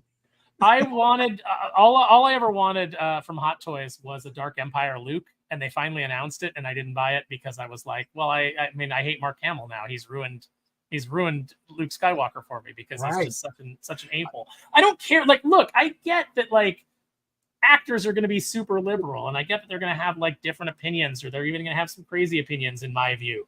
But it's just about how you carry yourself. Be a Jimmy Palmiotti in a world of Mark Waid's. That's what I'm saying. Yeah. Like, there's so many things. Like, if you told me the tweet that I had the most, what is it like that went viral was I said, what was the bigger disappointment, Luke Skywalker or Mark Hamill? that was like, that's my biggest tweet. But if you had told me as a kid that I would hate Star Wars, and even more, if you had told me as a kid, hey John, they're gonna make 3 Ant-Man movies because Ant-Man was that character that was my character. Nobody liked Ant-Man but me. Like, I happened to stumble upon that Marvel premiere, the first appearance of Scott Lang. Uh-huh. That was my comic. None of my friends, particularly Ant-Man. Who cares about Ant-Man? So Ant-Man was my guy. And then, John, they're going to make 3 Ant-Man movies, and you're not even going to go see the third one in the movie theater because you're going to be sick of that shit.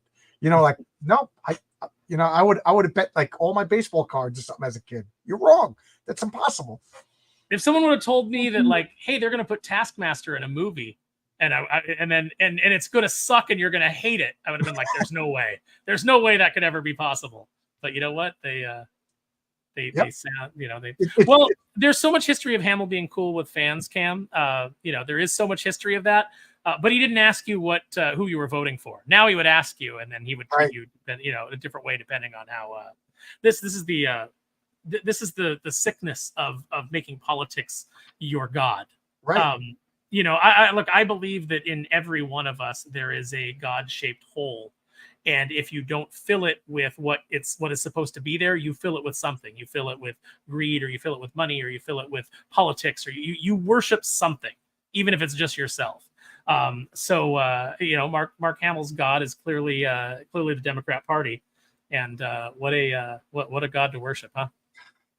Yes. Yeah. I say, well, I don't want to get too political, but I just say, like, there's not one politician that I would want to sit down and have dinner with. Even people I voted for, I'm just like, I voted for them, and then like guys that I voted for have won, guys that I voted for have lost. But when guys that I voted for have won, I turn off the TV. I don't want to hear their speech.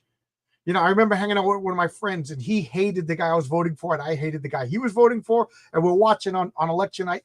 My guy won, and he just looked so disappointed. And I got up and I turned off the TV. He goes, "Don't you want to?" I said, "I don't like this guy, and I'm going to be hearing him for the next 4 years." I said, "My job's done. Now fix the problem and shut the hell up. I don't care what he says." Wouldn't it be nice if we could not vote for the lesser of two evils? Like, if our two choices weren't evil and we were like, which one is less evil? It'd be nice if we could actually vote for somebody that, Dark side actually has experience making an organized apocalypse whereas Thanos just kills everybody. So I don't know which I'm going to go with Dark Side. At least he has experience running a planet. Yeah. Don't blame me. I voted for Kodos. Yeah. Yeah. I don't know. Like Elon Musk says, it all changed when Harambe died, and it not for the better. That was a canon event. Yeah. that was the nexus point. No, you know what it is like, today is the 4th anniversary of Cardi B's WAP. That's where it all went wrong. That's where the timeline broke. God, don't get me started on music. I remember when a friend told me that the Beatles story, Lovely Rita, there's a line, nearly made it, sitting on a sofa with a sister or two. That's the Beatles alluding to that he almost had a threesome with this girl. Uh-huh. And I'm singing that song. My grandmother singing that song, and I'm like, if that's the truth, they hid that sexual innuendo so well that it took me 40 years to unravel it. And now we have WAP. Did you know that Cyndi Lauper's She Bop is about masturbation? Oh, yeah, I didn't know that until I was an adult. Yeah. I didn't know that Turning Japanese was about that. Yeah, I knew that. I knew, but I'm saying, like, from the Beatles to WAP. You know what I mean? Like, oh yeah, subtlety is out the window, guys. So it's like, it's just because everything's so degenerate now. Okay, for example, but there used to be things that were hidden, and even things that were in plain sight. Like, you could not. So my friend Marie used to roller skate to Billy Squires' Slowly Stroke. Yeah. She thought it was about a Viking ship just because of the stroke, because of movies and things like that. She's like, this song is about a Viking ship. And I'm like, and when we were talking about something one night, and I'm like, no, that's not about Vikings. I mean, maybe it's about Vikings, but it's about a very specific thing that the Vikings are doing. I remember my sister had the 45 of, I've got a brand new pair of roller skates. You got them.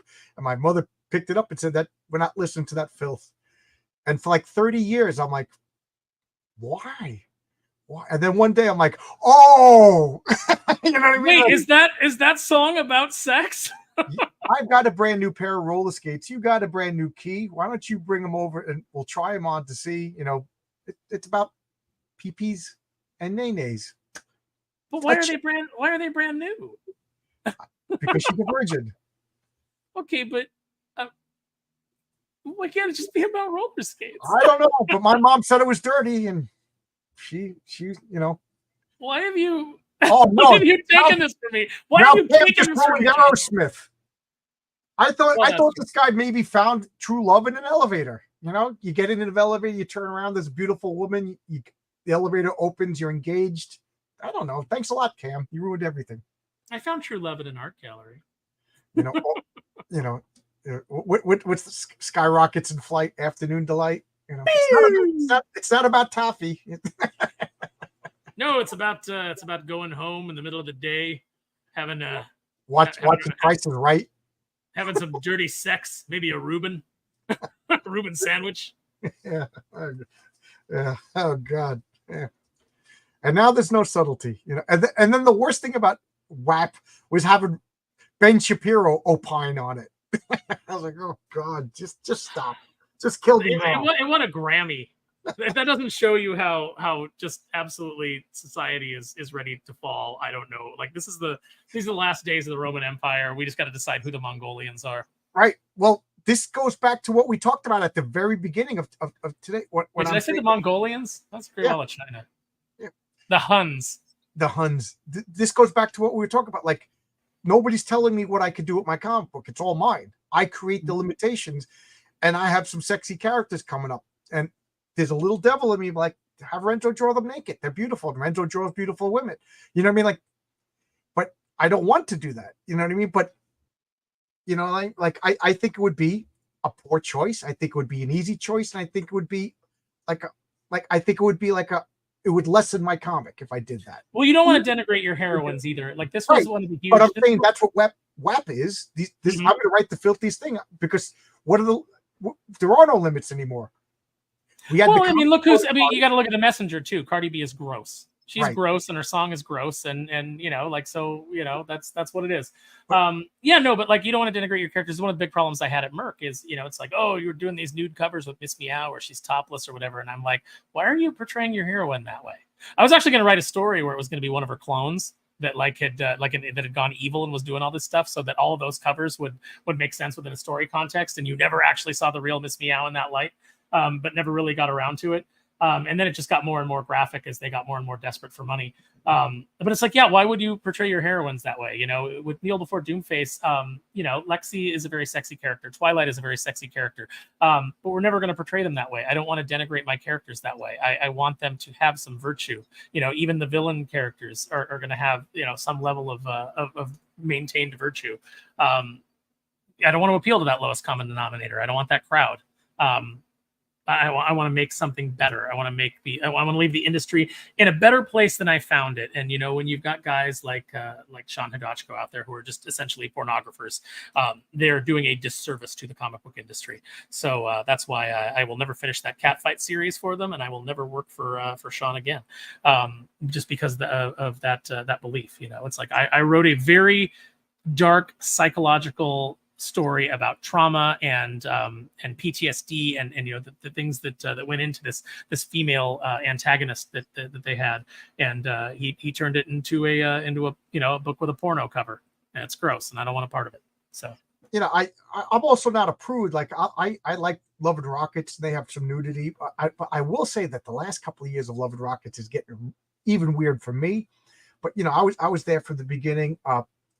I got Omaha the Cat Dancer, and it didn't bother me because I knew what it was. And but you know, like when I do see, like, I don't know, like you go to the comic convention and look at that girl, she's dressed as Power Girl, and you're like, I'm a man, flesh and blood. You're gonna look at her, you know, she's dressed as, and then you talk to her and she hands you her OnlyFans. I'm like, is this what comic books are now?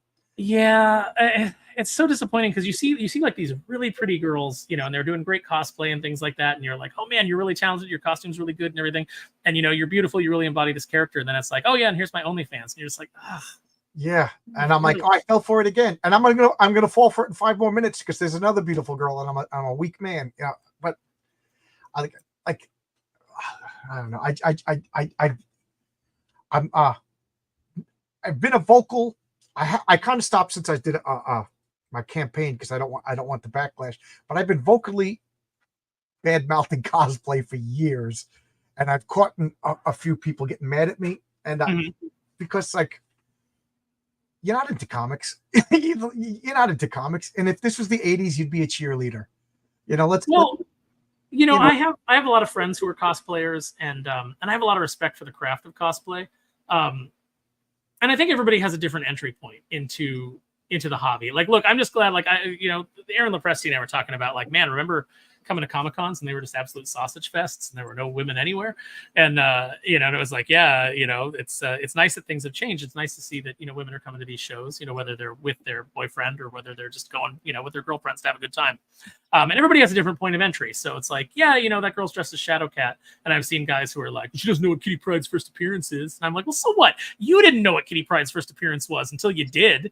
You know, like you got in and, you know, you found it. You had an entry point and you learned these things. But my if that girl legitimately likes Shadowcat, she thinks it's a cool costume, stuff like.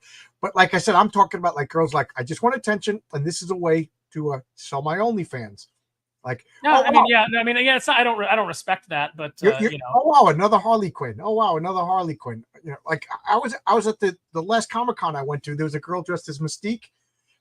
She was phenomenal. Oh my god, you know, she looked better than Rebecca James Tom. You know, and you couldn't help but look at her. And she got thrown out. Turned out she was just blue paint. That wasn't costume or anything. Like, and I'm like, this is a comic book convention.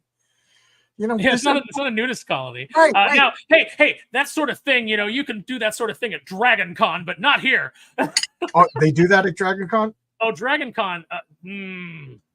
I went to one Dragon Con. I was a guest at one Dragon Con, and we went out to the pool. You know, it's James Silvani and you know, Ali and I, you know, who were all at that show. And, you know, it's like, yeah, let's go and check out the cosplay and everything. So we're out there, you know, standing around by the hotel pool, and there's all these cosplayers and everything. And we saw some stuff where we're like, okay, we need to leave. You know, the police are going to show up. That's in Atlanta, right? Yeah. Yeah, because there's a board game convention that I go to. And I remember they were saying like, oh, next week it's Dragon Con. And they were telling me that it was a comic book convention. And my friend that was like, no, it's like the freaky cosplay convention. So I was like, oh, all right. And there's some great cosplay there. There's some, you know, some really, you know, there's some really talented cosplayers, but then there's also a bunch of weirdos that go to get their, you know, get their freak on. So, you know, you just gotta be careful where you're at. Like I said, I saw something that I'd never seen before, and I don't know that I ever want to see again. Again, like guys, like I'm not a pearl clutching, you know, church lady. Like, you know, I thought that you were. I'm disappointed, John. I thought you were a church lady. Yeah. But, you know, like when I don't like to bring up drama, but I'll just say like when this Dungeoneers nonsense showed up, I was laughing at it. I'm like, this is just like the mildest criticism going, and you guys are acting like, I guarantee you anybody making fun of that has something worse. And I'm like, what about me? Like something's going to come out from my past, because I could rattle off 20 things that are worse than that I've done. And I'm, you know, but then again, I grew up in the 80s and 90s when, you know, we were smoking in cars with no seatbelts, and you know. But I just have to laugh. Like, my point being is, there's a time and a place, and being a naked girl in the middle of Comic-Con is not the place for it. You know. I mean, you know, like at least have like the scaly patches over your bits. You know, like. No, she was like comic book Mystique. So she had, with the white, but it was just body paint. You know what I mean? So she was literally naked, but from she didn't have pasties on or anything. You know, what are you gonna do? Stand at her? You know.